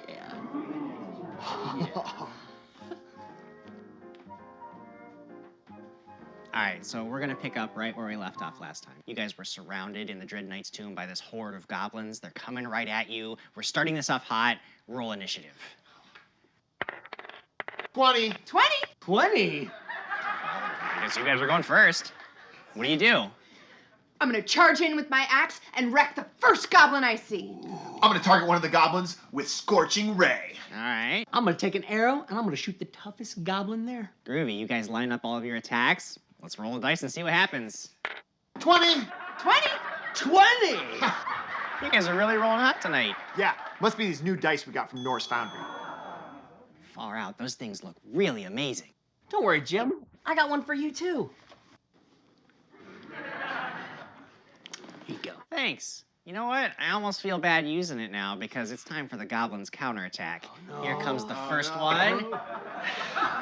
Critically failed. Oh, crazy. All right, on to round 2. You guys hear drums in the distance, orc war drums. Backup is on the way. What do you do?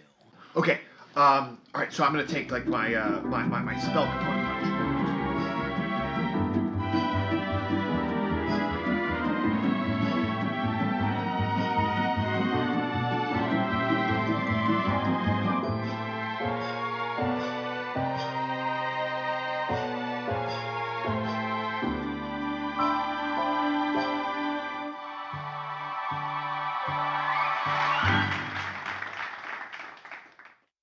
Well, that's it. You've defeated the Dread Knight. You've ended his dark curse. You gather up all the remaining treasure and you take it back to King Trillion's keep and tell him that his kingdom is safe. That's the end of the adventure. Oh, man. Awesome. What do you guys think? Same time next week? Definitely. We'll be here. Thanks, Jim. It's a lot of fun. Yeah, of course.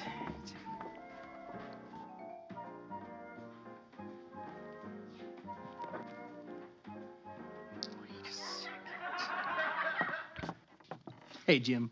Great game today. Can't wait to see what you cook up for the next adventure. Yeah, anytime, Con.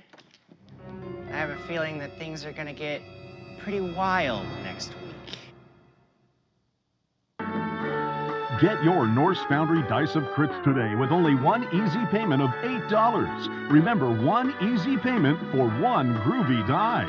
Sale won't last forever. Get yours while supplies last at norsefoundry.com/Kickstarter and make every roll a crit. Gather your crew and prepare to embark on the journey of a lifetime as you explore the packed worlds of the Starfinder universe, taking on the role of a science fantasy hero customized to fit your playstyle. But danger lurks amongst the stars. Will you fight back with advanced weaponry and cunning tactics? Or will your hero wield the devastating forces that fuse magic and technology together to alter reality? Your crew must come together if you have any hope of victory. In Starfinder, every decision drives the adventure as you build an epic saga with your friends. Bring your story to life in a game where the fate of the worlds rests on the answer to the most important question of all. What do you do?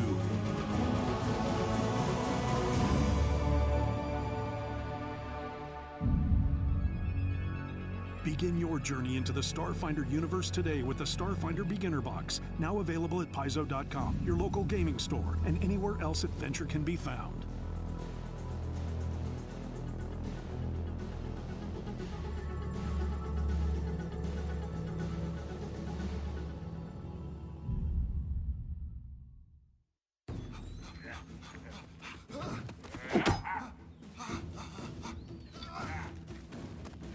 Give me all your gold, I would have got you. You're making a big mistake, pal. Yeah, why's that? Because I control the power of the universe.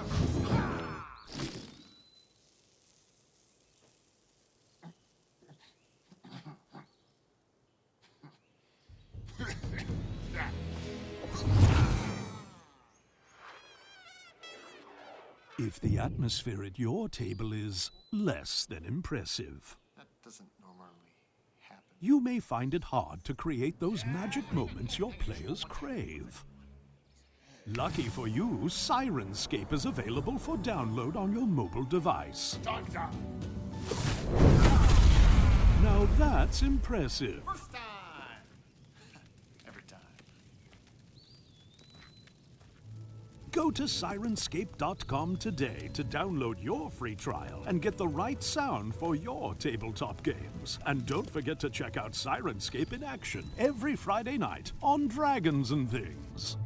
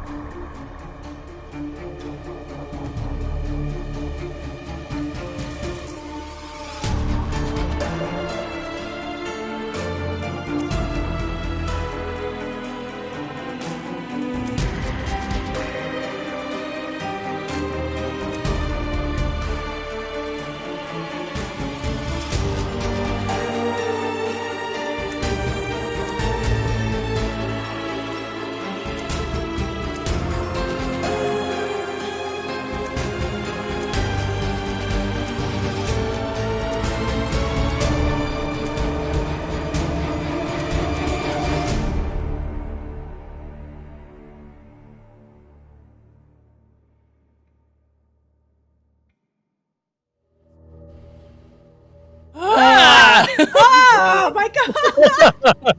I'm looking at this. I'm looking at like the transfer screen. Like, what is going on? Press the wrong button. You always gotta surprise people. I mean, come on, come on. Hi, everybody. We're back. Welcome back to Harbingers, a very exciting sitcom-y-like show in which. Oh, wait, the wrong show. Let's check in and see what's been happening out there. In our chat ancestor land, and it looks like Geek Your Heart Out has followed, which is lovely. Thank you so much, Michaela, for following. She's fantastic. So last we left our five witches here. We're in this in-between space of some kind, and they had been led by maybe a spirit, it seems, a ghost, to the house of one of the elders. And Hadrian had just slowly pushed open the door. But all you all see inside is darkness. Would you like to go in? Into the darkness? Into the darkness, yes. Yep. Rowan wants to go in. Okay. Yeah. All right. So Rowan starts to go in, and Piper, not wanting to look less brave than Rowan, quickly follows.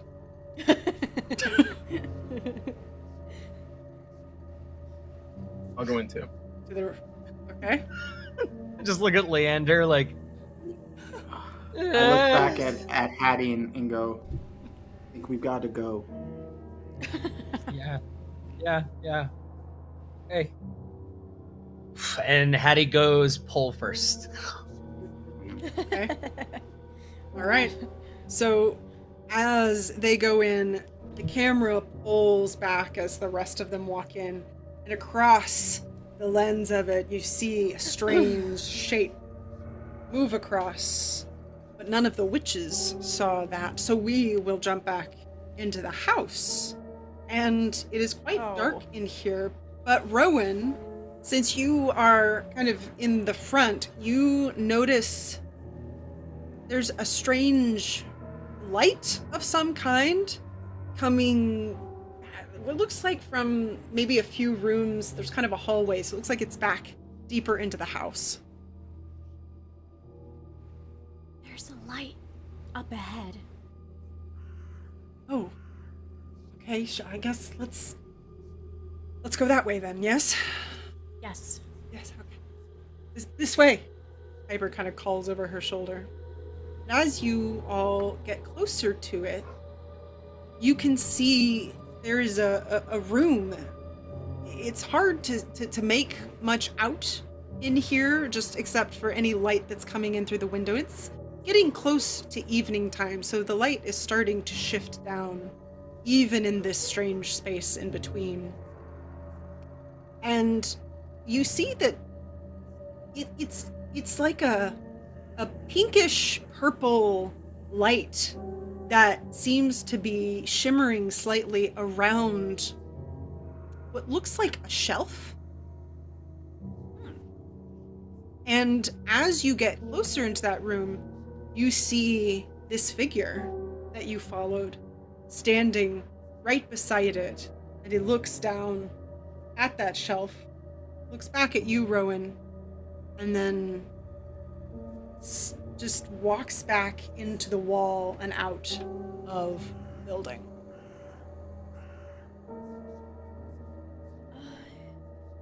I'm gonna reach down to where he was looking at, or the book, or whatever he was looking at. Okay, so as you get a little closer to it, it looks like a cabinet that is kind of shimmering. And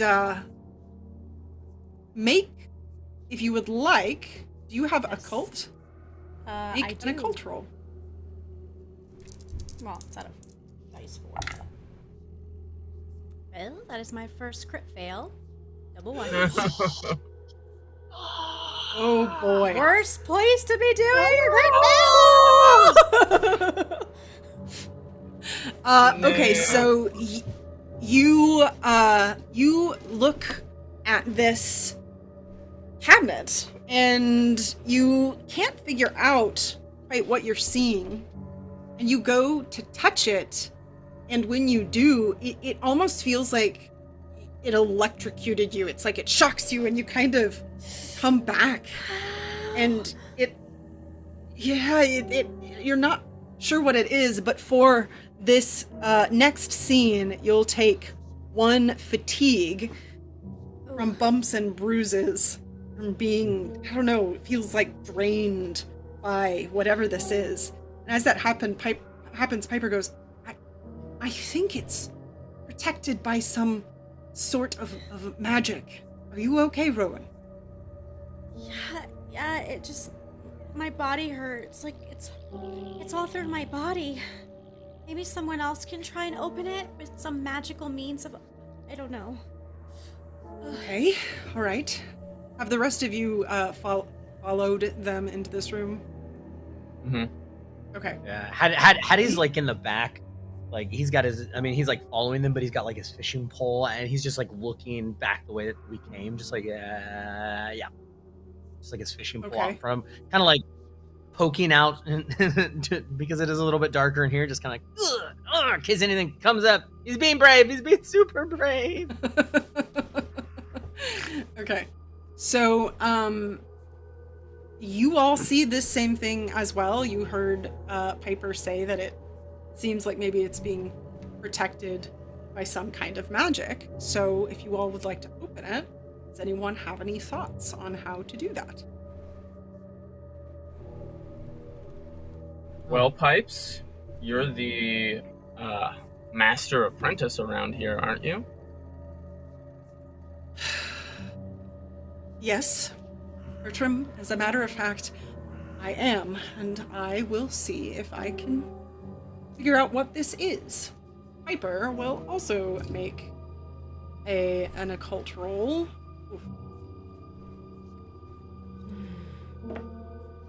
Okay, so I got a 5.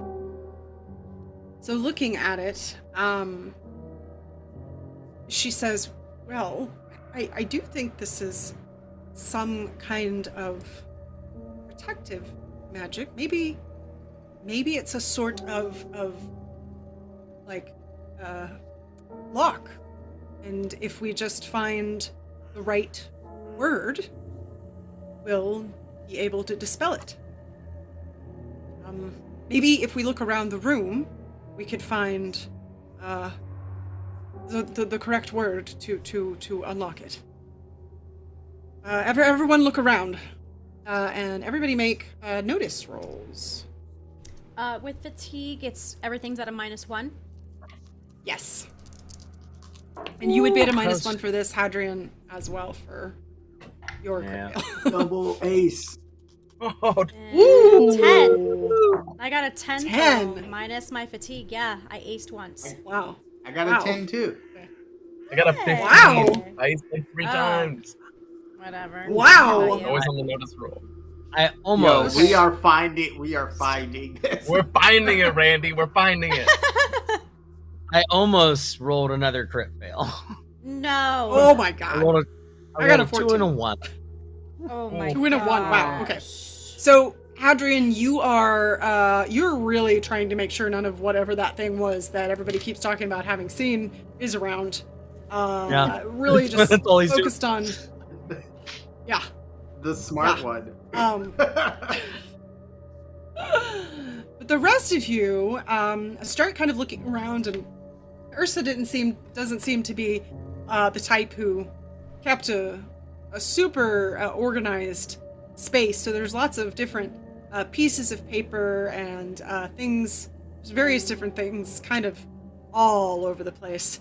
And you all kind of find this piece of paper that she's kind of got pinned to the wall in one area. It has a few different words on it. There is the before, there is forgotten, there's her name, there's the name of the other elders, and you all kind of feel like this might be a good thing to try. You don't really see much else than that stands out. Well, should we try? I mean, I don't know much about these kind of spells, but we could at least try some of these words, I suppose. Yes. Okay. All right. So Piper takes the paper and she goes over in front of it, kind of takes a strong stance, and she says, "The before." And nothing happens. She says, "Ursa." Nothing happens. "Tia?" Nothing happens. She says, "Maeve," who's the other elder. Nothing happens. She says, "Devlin." And when she says that, this pink, purpley, shimmering light starts to slowly pull apart and dissipates, and the shelf looks like normal. Is it a Piper? Okay. Yeah, okay. All right, should we open it? Yeah. No, I think we should just look at it. No! Bertram. Why don't you Piper open goes it, over. Bertram? Yeah. Not a bad idea. Why don't you do it, Bertram? No worries. I'm sure I can open a shelf thing. Hopefully you won't I get will. zapped. Thanks, Ro. I'll walk up to whatever it is. Okay, yeah. It looks like a just kind of a, it's like a big cabinet. It's like a big shelf. It's got a couple of cabinets, a few places for books. It's one of them. And Okay. you would like to open it? I'm gonna go to open it. Okay. So you open it slowly.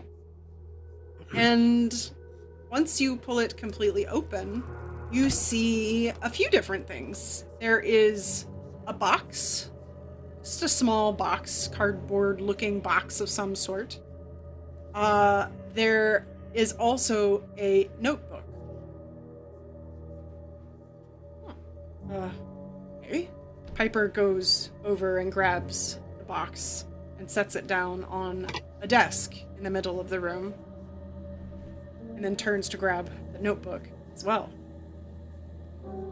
Well, I don't know what this is, but it seems like Ursa was protecting it. So maybe this is what that person was leading us to. I think so. Okay.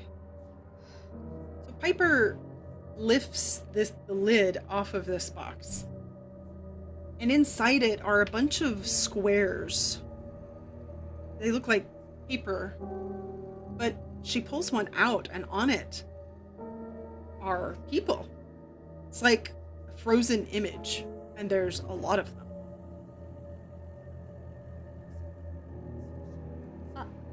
Are there names on the back of those? She flips one over, and in fact, there are some words. Looks like maybe some names. Yeah, it looks like there are some. I'm gonna take out the ledger that I have, and Piper, say what's on that one. Well, see, this one has looks like a Laramie and a Callum. It looks like a picture of two men. And then she pulls up another one and she flips it over, and she just looks at you, Rowan. And she says, Rowan, this one says Chandra and Paxton Winter with new baby Rowan. She hands you the photo, and it looks to be a picture of a young couple and a baby. I mean, it could be some other Rowan. I mean, I'm sure someone else had a child named Rowan. Yeah, entirely possible. Let me see this. Pulls. Oh. I'm gonna grab it and just hold Rowan's face so I can look at her and look at the baby picture. It hurt. I mean, okay. Stay still, looks like Ro. a baby. Do But they, like, have this similar features? the two people in the photo, especially the woman, does look a lot like Rowan. Wait. Is our mom not my mom? Let me see. Does our mom look like us? That's true. Or Does does our our mom mom look look like like... us? You never really thought about it before. But, I mean, you all have similar hair colors, and her eyes are green. Yours are maybe different, but that's not all that unusual, is it? There are more photos, and Piper continues to pull some other out, and she takes a look at one of two babies and turns it over, and it says Hadrian and Killian Marth. Oh, Hattie, I think this is you and your brother? Huh? He'd run over and grab it. What?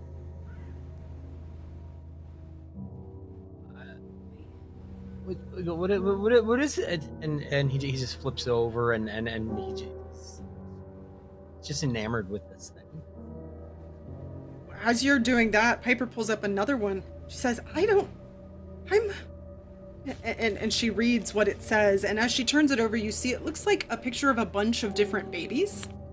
And she reads the names: Piper Darkmoor, Rowan Winter, Topaz Barlow, and Leander Hart. And it says at the top, orphaned babies.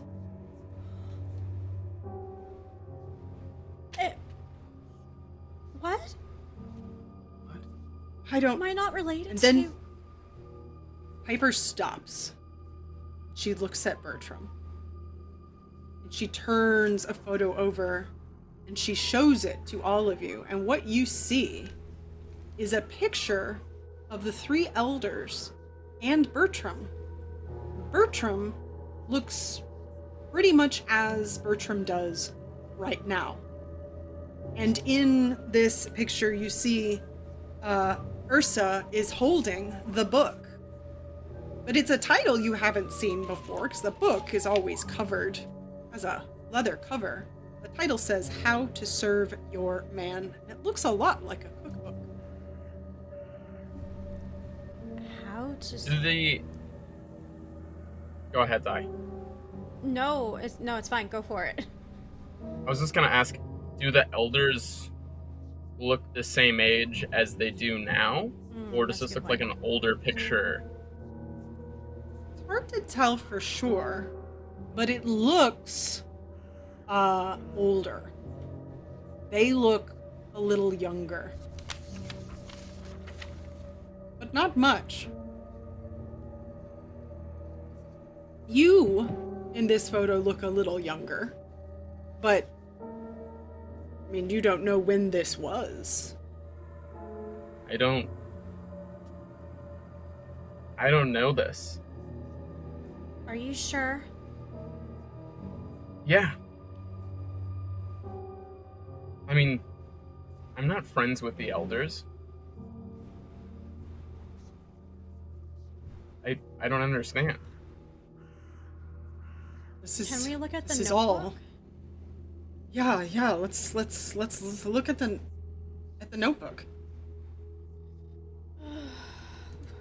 So Piper goes over and opens the notebook and kind of starts flipping through the pages a little bit, and a paper falls out that kind of clatters to the floor as she's continuing to look, and she says, "Oh, well, here's an entry. Listen to this. This looks like it's from Ursa. It's the only way. The collector says he can protect us all, but there are some things we must do to pay for this protection. We must complete the ritual before sunset every night. We must sacrifice 2 townsfolk to the forest per year. I don't like it. I don't like it at all, but what else can we do? He says he can reset the town's memories so they don't have to remember everything, for their peace of mind and for the safety of the town. Me and the sisters will remain aware so we can continue to properly protect the town. It's a sacrifice I'm willing to make. The collector found a place that seems good for us to settle. We cannot rid the area of what is already there, but it should be safe as we can get. All we can do now is hope for the best. Ursa." They've been sacrificing people?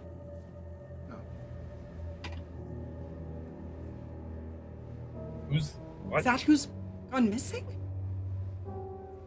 All the people in the All ledger? these people. Who's this How did we collector? not notice? I don't know. It seems I don't like you know. might be the collector. What? How would I be the collector, Ro? I mean, How to I'm serve a lot your of man? things. How to serve your man? I mean, it sounds like they're trying to serve the collector. That would be you. Ro, how does that make any sense? I don't know. None of this makes sense. They're talking about finding a new place and erasing the town's memories. I can't do any of that. Also, Ro,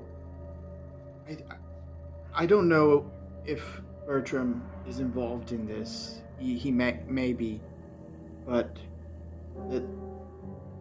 this guy who we're talking to right now has no idea about whatever happened in this picture. So maybe his mind was erased too.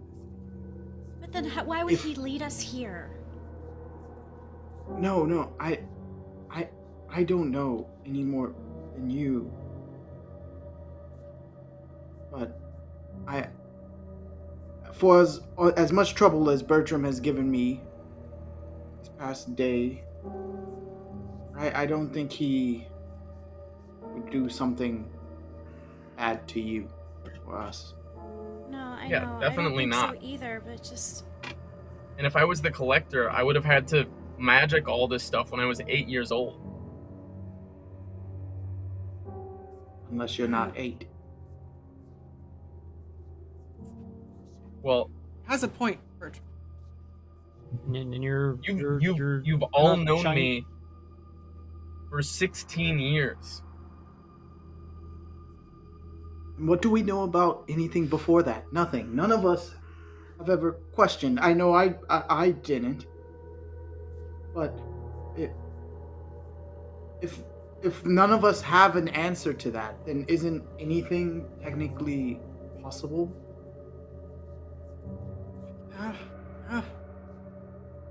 Yeah, I suppose that it is, Leander.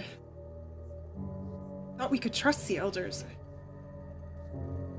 Hadrian, you noticed the piece of paper that fell to the floor, fell out of the notebook. It kind of fell to your feet. Looks like it has writing on it of some kind.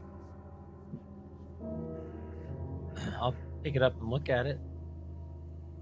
You see, can't quite read it, but it looks like a word, and it's circled, and then there are lines coming off that word, and there are other words circled, and then there's more lines coming off, continuing, and then it gets to one name, and there are all just a whole lot of lines that come off of it. A few other things are written on it, but you can't make out what they are. I want to look at the name or whatever the word is. It's has all the lines coming off of it. Because as they're all talking, I want to see if I can try to pronounce it. I mean, I know how to write my own name. I know word, but maybe. Yeah, let's make I'll say make a common knowledge roll at a -2 to see if you can kind of sound it out. No. Alright, here we go. No. That's gonna give me a 1. So looking at it, it looks like 3 separate words, but they don't stand out as anything you've seen before, and you have a hard time sometimes when you look at words. It's like the symbols get mixed up, and they're doing that here. Rowan, there's something else. I don't know what it says. It's okay. Let me read it with you. We can sound it out together. And I'll go next to him and look at it, and then I'll start reading. Looking at it, you can see why it was difficult for Hadrian, because they're names. And the name that Hadrian was trying to read is Sybil Rose Devlin. And it's circled, and from it are a lot of lines. There's a question mark. You see a few other names, and then including Tia, Ursa, Maeve, and Bertram. And there's a note at the top that's circled a few times. It says, "Watch out for people following Devlin ways." Do we know who that is? Other than having seen that same name in the ledger under Mother, you have not seen that name. And there are other Devlin names, including Mina and Annabelle Devlin. They're up higher in this, what looks like a tree. Sybil. It's that name again, Sybil Rose Devlin. It looks like everyone's descendants of this Devlin family. I have a question. Rowan, was the name that opened this chest or this cabinet, was it Devlin? Yeah. Yeah. Yeah. Bertram, you feel, as we're all talking about this, you feel this energy, this surge, this almost like you need to get out or make things stop or punch somebody in the face. You know, it's just like it's overwhelming you. It doesn't even feel like you. Okay. I need to get some fresh air. I'll meet you outside. Bertram, are you okay? I just need some fresh air, Ro. Okay. Just don't go too far. And if something happens, just yell. You bet. Bertram, as you go outside, it feels like something is trying to push its way out of you. Oh. Like it wants to claw through you, take control over you. But it seems, at least for now, that you're maintaining your control.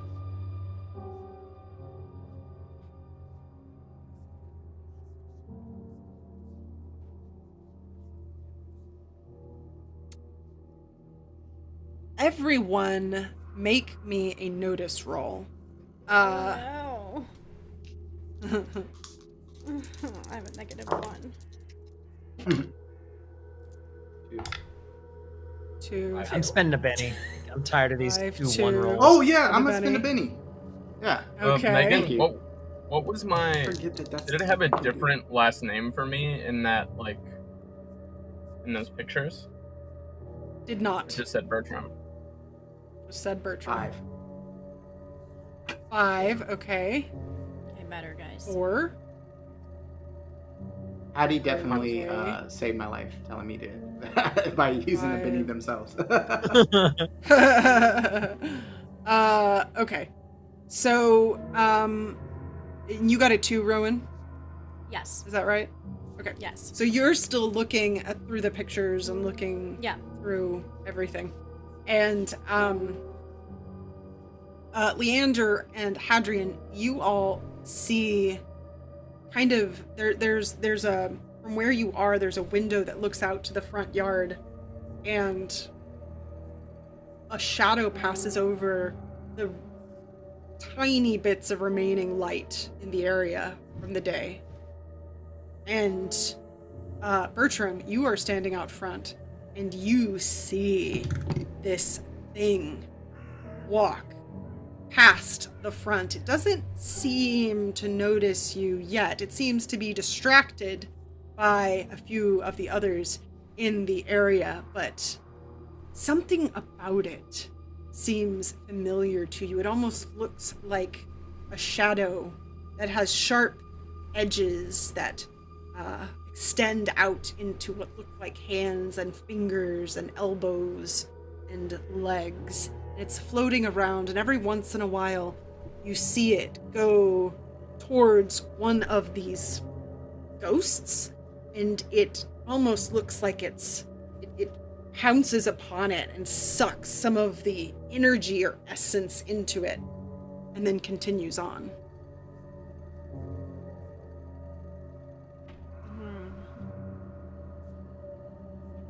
I'm gonna make sure my crossbow is loaded. Okay. All right, so the rest of you in the house, it seems that this is all you can find in this particular cabinet. What would you like to do now? Can we take all of the stuff we found? Yeah, certainly. Do we think that maybe something would be in? Well, I mean, wherever we are, once we get back to where we came from, do we think that something else would be inside the cabinet back in? I guess. That's a good our point. We distance. I mean, if we get back to the other side, I that's a great idea. We should go search the when cabinet there. when Rowan? No, not if. When we get back. When we get back. When? You're right. When we're back. Okay, Hattie? Yeah. Okay, well, should we go then, I guess? We were gonna follow the energy. Oh yeah, that's a good point. Let's I think we can continue doing that, but one thing that makes me very nervous is that crack is getting bigger and it's getting dark. And we all know how the forest is at night. And he looks over at Hattie. Yeah. We should move. That's a good point. Okay. Well, let's at least go back to where Bertram is then. Yep. Yes. So Piper will start to head back towards the front. What is it?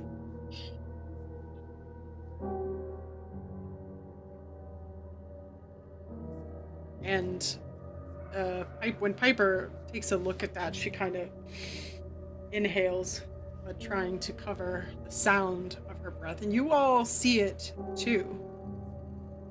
And everyone, let's make a fear check seeing this thing fully at a -2. Ooh. No, Megan. Megan, can I ask a quick question? Just Yes. again, that's my spirit. Do I roll my wild die with that for fear? Yeah, that's spirit. 10. I aced Roll my Benny. 8. 4. 10. Okay, Benny. 4. Oh, 9. Sorry, 9, because I have fatigue as well, so 9. 9. Okay. 5.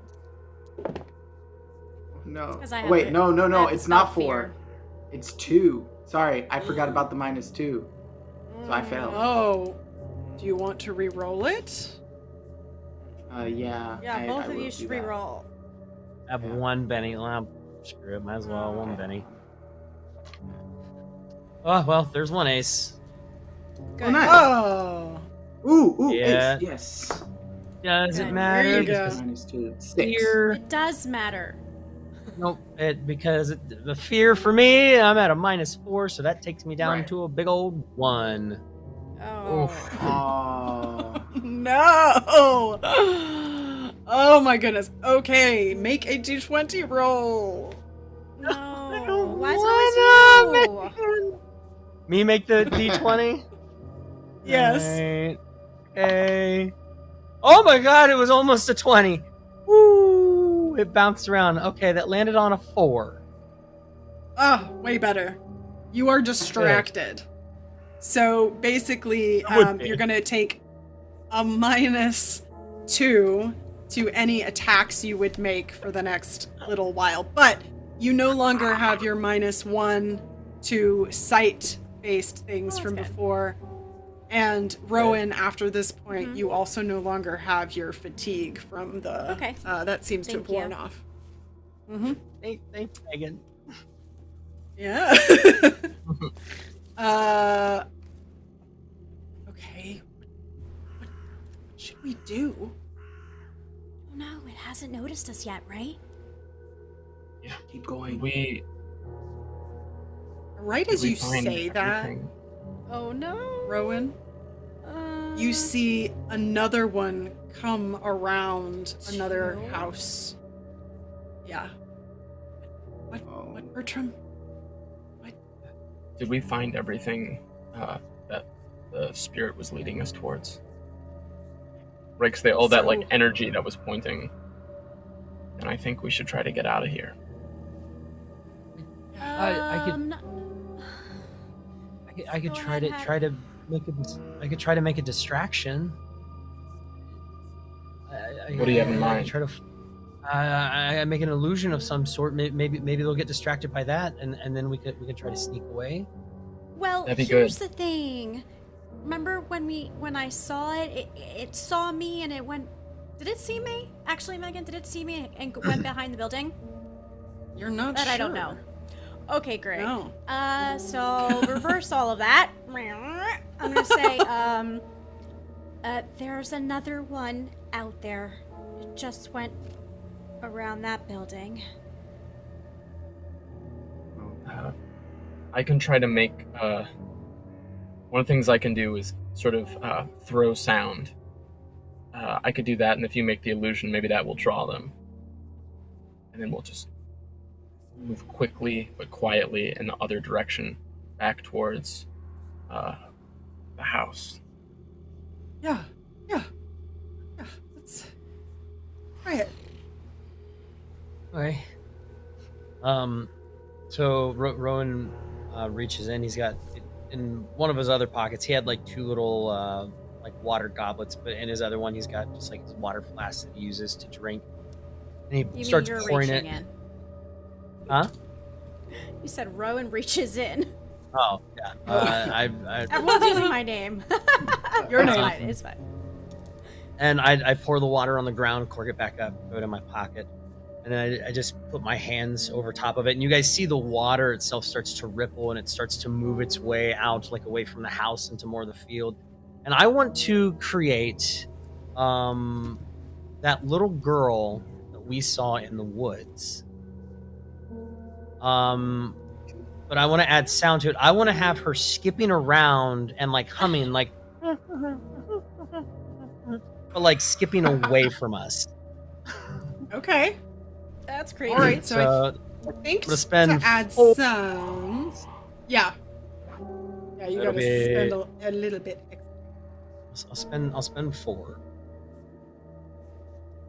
Okay.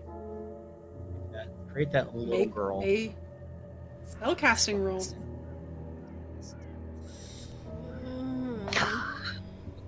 Out. Okay. That is a 5. 5. Okay. And then, did you want to add to this, Bertram? If his are, I think if his already makes sound, then I don't need to. Okay. Yeah. All right. I'll say to Bert. Don't. He's like, I can take care of the sound too. Okay. This will be opposed. So. Spirit against a spirit roll. Yeah. So you cast this, and you all see kind of coming from the water that Hattie has used. This girl kind of forms, and she starts skipping about, and you hear her kind of humming, whistling, and you see both of these creatures. They look over at it, and they start to go that way. And then they look at it a bit, and you see one of them kind of take its hand and go all the way through the little girl. And then it turns around and looks right at the 5 of you. And it starts rushing towards you, and we are in a combat. No! They aced it. So sorry. Sorry. Crap. All right. Nice for us. Let's man. roll. Let's do some initiative. So we will start with, oh gosh. Here we go. Hadrian, you get a 2 of spades. We've got an ace of hearts for Bertram. A joker for Leander. That's awesome. So that means everybody gets a Benny, which is gonna be super helpful. You can go at any point, and you have a +2 to everything you do on this round. Yeah, Leander. Yes. That will include me since I'm here. Okay. Hyper, rather. Next is Rowan. You've got an ace of clubs. Hyper is going to get a 7 of clubs. And our friendly shadows here get a jack of diamonds. So they are now not right up against you all, but they're not far. First up will be Leander. If you would like to go, you can, or you can wait. It's up to you. I do want to go first, because if they're that close, that's not good for anyone. No. So what he's going to do, and I'm just checking spell modifiers to see if sure. I can do it's glow heavy weapon. Is there a way to like I wonder if this power, because I can do it on one person. I don't know if I can do it on more than one, right? Is it just one? The protect. Which power is this? Oh, protect. I believe there is a modifier that will allow that to become a... Yeah, I feel like I thought that too. Oh, maybe not on protect. Maybe not on protection. Yeah, maybe unless there's not. a general. Let's see. Not be used. I'm also wanting to know too. Protection. Additional recipients is +1.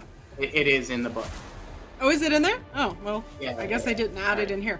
Then yes, you can. You can. So it would I was be like, +1. I'm pretty sure I saw it. Yeah, I'm pretty sure I saw it. All right. So yeah, it would be +1 per the person you want to add. That makes sense. So got it. One person would be normal, +1. So all 5 of us would be 5 points. Well, all 5 plus what? If you're, it would be whatever the regular. So what? Yeah, you're right. It would be 5. So 6. So 5. So 6 points. Or it would be the spell and then all 5 of, or I guess I count. No, it's the spell and then 4 more. So 5. Okay. Yeah. So it would be 5 total. Yeah. I'm not. So I was actually not that hard. But yes. So what I'm going to do is cast that spell. So first, let me see if I can. My spell casting die. Oh, sorry. This is my first time doing this now. I'm just afraid because these things are crazy. All right. Oops. Okay. All right. That's gonna be a 5. 5. A 5 is a success. Yeah. So Leander sees the creature coming at them, and he is just straight terrified. And so his instinct in that moment is to try to get some growth to come up out of the ground to block himself, but he wants to protect everyone, and so he strains really hard as his hands flow, and he starts chanting. As he pushes it into the ground, though, instead of what he thinks when he starts casting it will be like a wall or something of vines, it's like these little vines around each and every one of us. As we move to the side or to the front, they also move with us. They are a protection for all of us.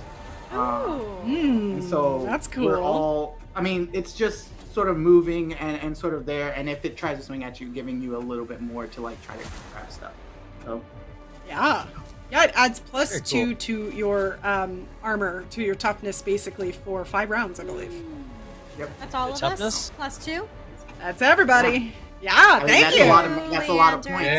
Yeah, it is. +2 to toughness. Okay, great. 7. Awesome. Is there anything else you want to move at all? Move back away from the monster. Or Okay. I guess the door is all that's behind me, so am I like stuck here, or can I like... I mean, you could move go to back the into the side a house little? if you wanted. Or move to the side, yeah. Not by myself. I'm cool. I'm gonna move to the side and like get a All right. vantage point to start shooting. And Sounds this is the good. first time Okay. he's cast this, and he is just as confused that it's doing what it's doing. But he's like, oh, "Okay, all right." Then. Okay, I love it. Yeah, I think Piper's like, is this you, Leander? This is wow. Next up will be Bertram. Okay. It was. Right. I'm just gonna try to shoot at one of these things. Okay. And. Yeah. I'm gonna debate whether I wanna. Not gonna call a shot. That's too risky. It's too risky. You do but have I will. minis. I do have bennies, but like, what's a called shot? Let me think. A headshot is like -4. It's -4. Mm-hmm. That is steep. Yep. Oh boy. And if I do a called shot, they could still soak it, right? It's like a called shot doesn't help. Yeah. I mean, if it's to the you'll head, do right? more damage. Yeah. That's the advantage of a called shot is if you do hit, you do more damage. Just harder to hit. I call it headshot. Headshot. Okay, and you are at a -4 to hit. Okay, -4 to hit. For my shooting. So, since this is ranged, you basically need an 8. Big number. I aced it. Oh. 9. You did it! Nice! So, roll your damage, and I believe that is a +4, but let me double check. I aced my first one. Yes! Nice. It's all that extra strength you have. Wow. Right? 16. Nice. Good So, number. yeah, you add 4. So 6 to 20. 16! 20? That's 20 then, with a +4. The 16 was just on the die. Yeah, so this thing is running over to you, and you take a moment, you aim right for the head, and you shoot your crossbow, and it goes directly into the thing's head. It looks like it kind of tries to get out of the way, but it seems to like peg it, and it goes flying behind it, and it is still. It looks like you took it out. That's the only shot I have. Well, it was a good one. It's dead? It looks like it, yeah. As far as you, I mean, one it's strange in here, but yeah. Yeah, one is. Anything else you would like to do? You want to move? Yeah, I think I want to, start the movement back towards that. No, I'm not gonna move. There's Okay. people behind me. Okay. All right. Then next up will be the other one. So it is going to Or continue rather, running Megan, over. Can I move forward so like I would be the first person that it comes in contact with? Yeah, I certainly. think that's what I want to do. Certainly, and it does. And it gets over to you and it looks at you, and then it goes around you. And heads for the next first person. I'm gonna do a random roll because I'm not sure it is. So, Hadrian 1, Piper 2, Leander 3, Rowan 4. It's 4. Goes right for your sister. But it did go past you, so I will give you an attack of opportunity that has to be a melee attack. So you can just I guess I'll pull one of my tomahawks out of my belt and try to hit it with it. All right, Do I take a fighting roll. Do I take a -2 because I've already acted this round, or is this something separate? No, this is separate. Okay. This is just an attack of opportunity that you get. Okay. I'm gonna spend a Benny. Okay. My stomach is in knots right now. Agreed. Well, Randy would. 'Cause he's not like, 5. Oh, Paris. 5. So you swipe. Oh, how did this happen? Listen. Easy, we knew it. I was ready for something crazy. Hotkeys. He Hotkeys. is, Hotkeys. is one of the dark people.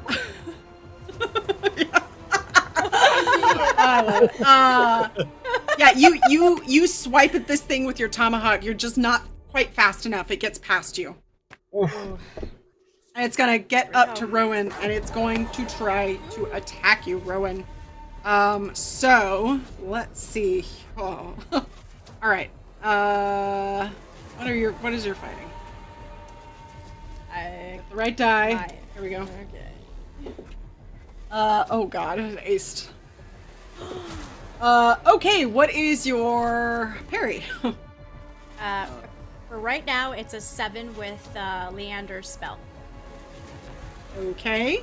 It hits you sorry, with that's not my parry. 2 raises. Sorry, no, that's not No? my spell. That's not my, because I said toughness. I apologize. My parry is 5. No worries. 5.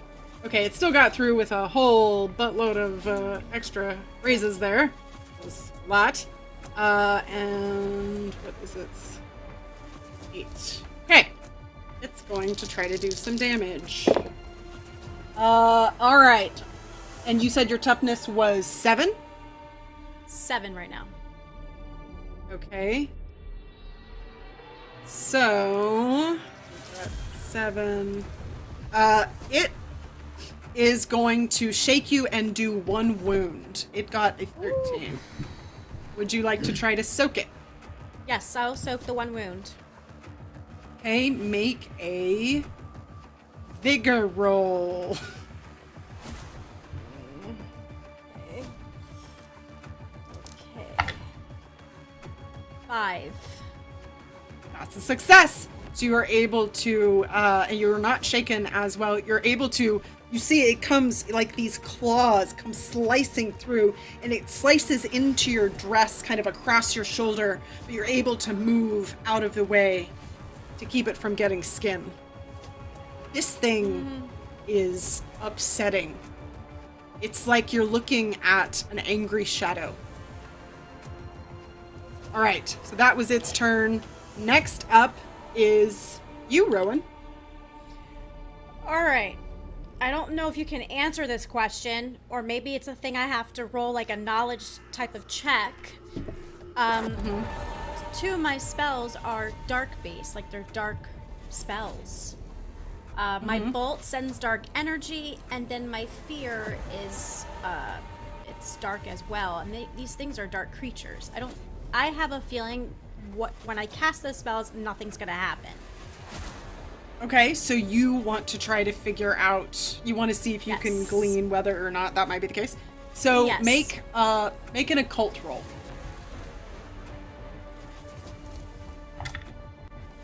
3. A 3. You, in this moment, without being able to look through some books or get some more information, you just aren't sure. You just have to go on your instincts. Okay. May I cast, or is that my... Yeah, I'll let you cast. Okay, I'm going to go with instincts and not use one of those spells. I'm going to use elemental manipulation and see if the earth can help me. Okay. I like it. Make a spellcasting roll. Is this the right die? Yes, right die. Whoop, out of the box. 6. 6 is not quite enough. And let's see, you're casting right here. Yes, so in this instance, and I might be doing this wrong, but in this instance, because it is right next to you, you have to hit its parry. And it is, you're just 1 below it. So is it like Savage Worlds? Not Savage Worlds. Is it like Pathfinder where I have to step back to cast? Or is that different in Savage Worlds? And I cast up in front? No, you can cast here. It's just when you are in melee range with some ranged objects, normal range you're going against. Yeah, it makes it harder. And I do actually think there's a potential for you. I think it's different with spellcasting, so I'm not sure if I'm adjudicating that right, but it does affect your spellcasting when it's directly in front of you like that. Sure. Okay. So you could take a step back, but that would incur an attack of opportunity. Okay, no, I'll just stay right here. She's brave. Okay. All right. Okay. Sounds good. All right. Then that means next up is Piper. So Piper, sorry guys, sees that this is happening, and she's going to turn around, and you see both of her hands come out. Almost, it's like there's energy that she starts to spin within them, and then she shoots it forward towards this creature. It looks like a big ball of fire. It's got a little bit of flecks of green in it, and oranges and blues and reds. But now let's see if I can actually do it. All right. My sis. Well, we don't know. We could be all orphans. Yeah, we're all orphans. Ooh, I got a 7, which is nice enough. So yes. let's see here. Nice. What is my damage for you? 2d6. Oh, that's horrible. I'm going to use one of Piper's bennies to re-roll that horrible 3 points of damage. Oh. It's just not okay. Yeah. Oh, that's a little better. I'm going to use one more. Why not? Oof. Oh man, that is better for war. Okay, so 7 damage. Will get through its toughness, but it only shakes it. So now this one is shaken at the very least, and you see this ball of energy go shooting off to it. And when it does, it doesn't seem to like it, especially the light of it. It kind of pulls back from that. All right, Piper's gonna stay there. The next up is Hadrian. You said that it kind of reared back from the light of the spell? Yes. Okay, oh shit. I mean, should I roll to notice that? because it is farther away set it from up. me? Okay. I'll say you were able to see. You all are paying attention to it. Okay. In seeing that, and he sees Rowan like kind of in trouble as well too. He wants to. You see his hand shoot out again, and where that illusion was, you see the water.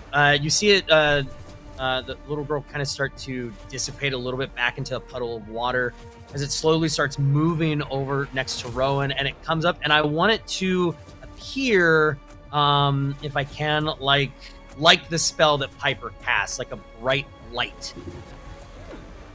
Okay, sure. So you're using water painting for that? Yes. I want to try. Do I have to spend an extra penny to make it brighter? Or actually, yeah, I'm gonna spend an additional 2. Make it glow. So for smarts, yeah, it's going to. So it'll have like the crackling sound, the crackling effect of the spell, and the smarts roll to disbelieve it is going to be made at a -2 for the creature. Awesome. Okay. Well, yeah. I'm gonna make your spellcasting roll. spend those power points. Yeah. Oh, frick! I keep forgetting. I gotta make the spellcasting roll. Come on, Bert. I'm gonna spend a Benny. Okay. There we go. Oh, hey, that's one. That's one explosion. Okay, that's a 6. That's a 6. 6. Nice. Okay, so this is a -2, and it's spirit. Woohoo! Yeah. So as you do that, you see this thing kind of. It almost sounds like there's a hiss that, as it kind of pulls back from this, and you have made it distracted, so it's going to be at a -2 for any of its attacks while in the presence of this light. And it's shaken. Well, something, Megan. I'm technically distracted as well too. So how does that actually affect all this stuff? I forgot. So you would be at a -2 to anything you do, basically. So that would have that 4 then. That would still be a success in this instance. Okay, good. Because this thing rolled horribly. It essentially rolled a 0, so you're fine. Addie's just gonna be like, I think we got to start going back to the one house where our bodies are. Yes, yes. And he's gonna and start heading that direction. He's quick. Okay. Addie's All right, quick. so you're starting. I like it. That Okay. Next he's round. better than everybody else at it. Running. That's true. Hadron, you got an 8 of spades.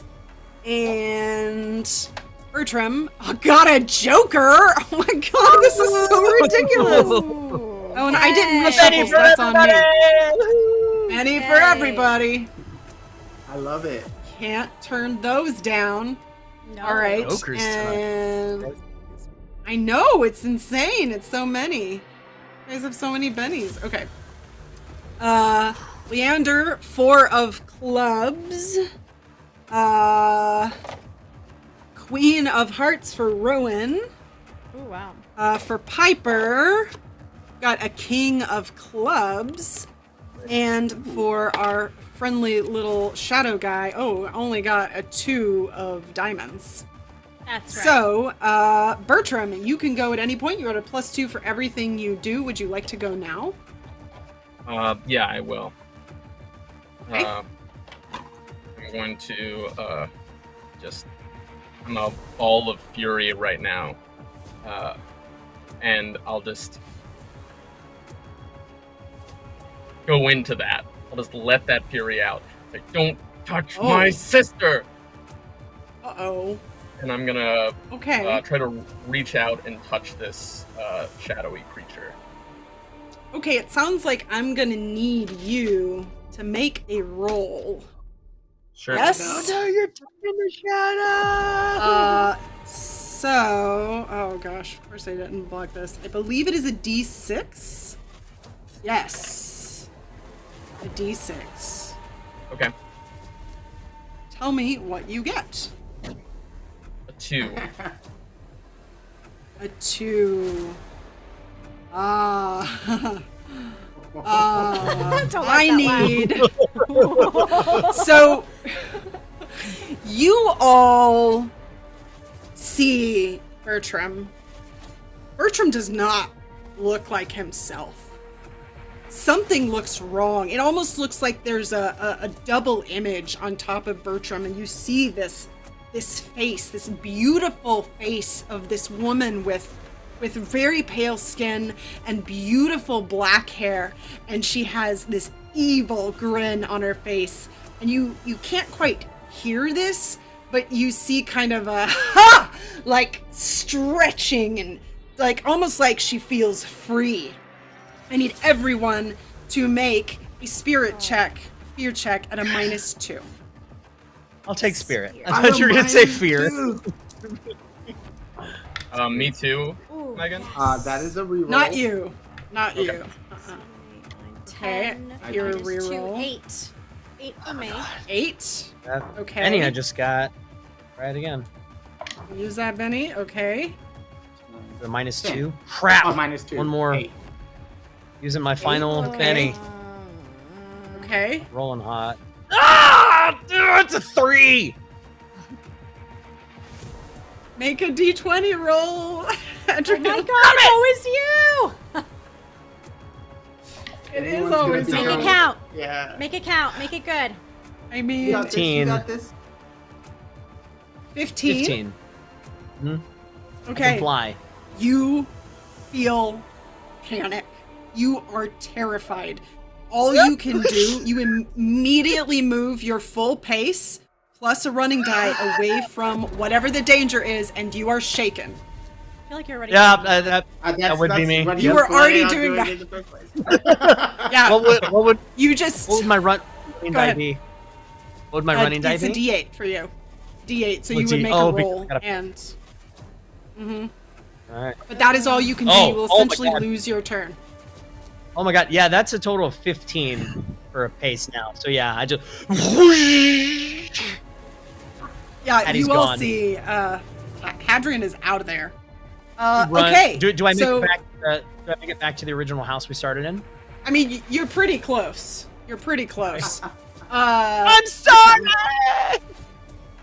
You feel like power coursing through you. It doesn't even quite feel like yours. What would you like to do? I'm gonna try to reach out and touch this shadow creature. Okay. And I have to make a touch attack. Okay. But so is this a spell? What is this specifically? Oh, I know what this is. Okay, touch attack. I believe. But I'm also gonna try to. I'm also gonna try to use my axe this round, so it'll be at a -2. Well, just straight, because I have a joker this turn. Okay, so where are you? Touch attack. I think that's just. Let me find it. Because it's gonna bother me. I know it's easier than. I think it's like a. At a +2. Where are you? Oh, well. Yeah, I'm gonna say. Let me look at your. Did I close everything? I've got too many papers, you guys. Okay. We need to get you like a Too many tablet things in on the front side. of me. Yeah. I know. Just I mean do she- need a tablet on the side. Yeah. I will say I knew Rossi, something you was bad. You hit, you're good. Yeah. Okay, I so knew it something looks was like- bad when Sylvia- Make a strength. Let's just call it a strength roll in this instance. This is an opposed roll. Opposed. Okay. Be strong. Yeah.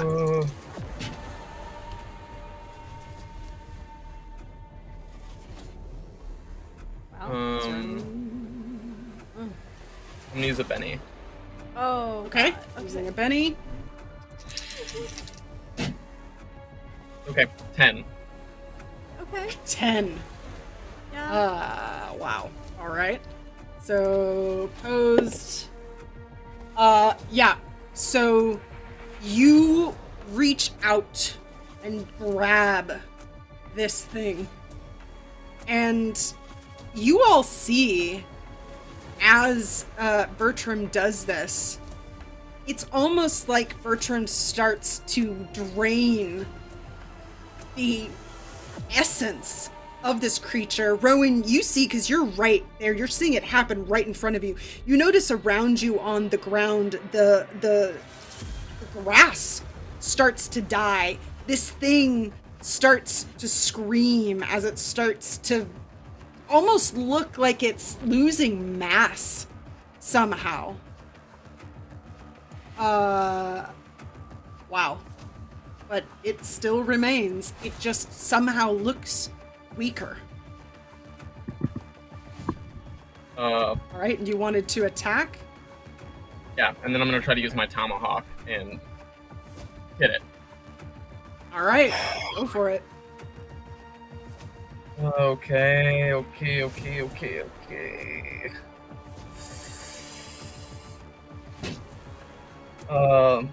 It's a raise and another raise for 13. Oh, wow. It's a hit. Okay, so make your Damage. oh my gosh, brain. Make your damage roll and add an extra d6 to that. Nice. Oh my gosh. Oh my gosh. Okay, that is 18. 18, just a little old 18. I said don't touch my sister.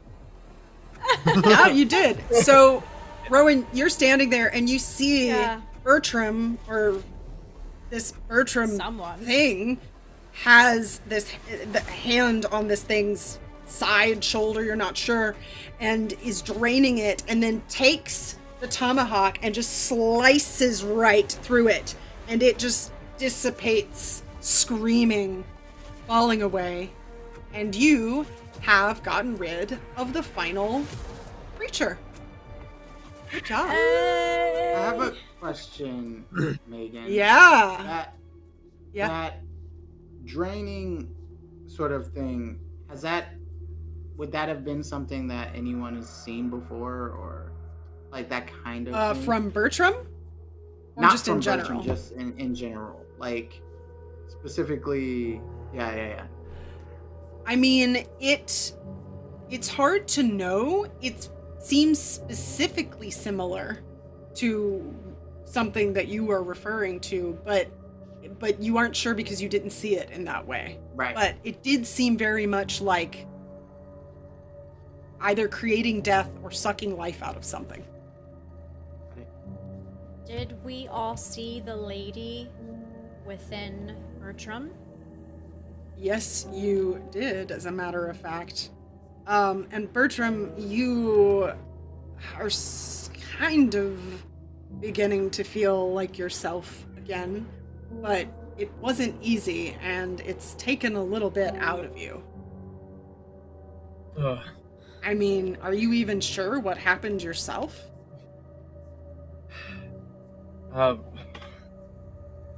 Bertram, are you okay? I don't feel great. Are you okay, Ro? Thank you. But Are you okay, Ro? yeah, I'm fine, but there's someone inside of you. Someone is controlling you. I think we just gotta get out of here. I don't feel good. We gotta find Hadrian too. He went running. Leander, Piper, you guys are okay? Yeah, I think he went back. I think he went back to the town hall. We should go too. And Yeah, we right can't lose as him. Piper says that and starts to turn around and head that direction, a square in the middle of the air opens, and you see like something behind it, and you see a face of, well, you're not sure, maybe a man's face, and kind of looks around, takes a look at the four of you, and says, "Oh, what are you doing in here?" And then right in that moment, you feel this pulling, this sucking. It feels like your lungs are burning and breaking, and you wake up, opening your eyes, sitting with Eden and everyone else in the town hall. And that is where we will end this evening. Oh my god. Thank you all. Thank you all for joining us for another episode of Harbingers. Let's check in, see if we got anything. Oh, we did get a raid from Waffles Maple Syrup earlier this evening. Thank you so much. That's awesome. Yes, indeed. Thank you all very much for joining us tonight. Let's go around real quick. Oh, I do want to make one note. This music that was playing for most of the night here, if you can, oh, not that one, pick it up here, was composed by Zach Heidi, who's the same person who made our intro music and has offered up some of these other awesome sounds. So you're going to be able to start hearing more of them. Hopefully, I'm really excited about that. So that's awesome. Yeah, I just wanted to share that little bit of information. Yeah. Awesome. Thank you. So great. Let's go around, right? I know. Let's go around real quick and everybody tell them who you are, where they can find you, if there's anything else that is currently going on. Let's start with you, Adam. Hi, friends. I'm Adam Khan, your fellow fisherman for your Tuesday nights. You can find me on the socials at Azerold1, AZEROLD, and the number 1. Currently, as of right now, you can find me here on Tuesdays with Harbingers. Unfortunately, our Fenrir over at Norse Foundry we're taking a little break for the month, but we will be back eventually with something new. But yeah, catch us Tuesday nights, and you can find me Wednesday nights over on the Paizo show as well too, messing with the cast on Secrets of Magic as the techie. So that's always a good time. Awesome. Goats are Awesome. Thank you. Randy, same thing. Yep. I'm Randy Alvarenga. You can find me on Twitter at RollerRaja. That's ROLLERRAJA. And I'm also over on Grim Alternus, doing like clockwork every Sunday. So if you're looking for a show for Sundays, come watch us play D&D in a completely new setting. So that's really cool. Ooh, that's cool. And I got some news Thank coming up you. at some point in life. At some point in life. I love it. Awesome. Philip, tell them where they can find you. Hey, I'm Philip J. Rossi. You can find me at Philip J. Rossi on the Instagram, or if you want to view a ghost town, on Twitter. Yeah, I still tag you every time. So one of these days, One of these days, days, you're gonna get on I'm there. gonna open it up. Maybe I'll load it. It's Maybe gonna this be week I'll load it crazy. up. It's gonna be Have crazy. fun. Be prepared. Diana, tell them where they can find you. Yes. All right, I'm Diana Restrepo, guys. You can find me here on Tuesday nights at Harbingers, and like what Adam said, Fenrir is on a hiatus at the moment. And yeah, on Twitter, Instagram, at DianaRes3. Awesome, thank you. And I, your GM, am Meghan Caves. You can find me on Instagram and Twitter at Meghan Caves. I don't know why I said Instagram first because I don't do a lot there. I know, but me Instagram, neither. right, I know. And Facebook at Meghan Caves Actor. And you can catch me right here, obviously, on Tuesday nights. And then also in September, it's September 16th at 10 a.m. Pacific. I'm going to be running a Mysterium one-shot for over on Saving Throws channel for Gen Con Online. So you can join us for that. Mysterium is a show that I do periodically over at Saving Throw. You will have recognized some faces like Philip here has been the Great Vano before, and maybe you'll recognize a few more if you come and watch it. But it is based on the board game Mysterium, set in 1922, dealing with the spiritualist time period. So you're a bunch of psychics who are investigating haunted things. Very similar in tone in a lot of ways, but little 1920s. So get your tickets. They're completely free. It's completely free to take part in Gen Con Online, and it goes a long way to help the people who are doing events to let them know that you want to see more. So yeah, and there's a lot of things. You can check out my Twitter to find that information, and more announcements coming soon. But beyond that, come back here Tuesday nights, 6 p.m. for more Harbingers. You can also give Harbingers a follow on Instagram, Facebook, and Twitter at HarbingersRPG. You can catch us on our website, meghancaves.com/HarbingersRPG. Follow the DAT Network as well, at the DAT Network on Instagram, Facebook, and on Twitter. You can also check out our YouTube and our Twitch VODs to catch up on old shows, this one and many others, and it will be coming out as a podcast soon as well. I think that's it, folks. We will be seeing you here next week, hopefully, to find out what's next for our witches. Thank you to my wonderful cast. Thank you to everyone behind the scenes. Yes. And we will see you all next time. Bye, friends. Bye.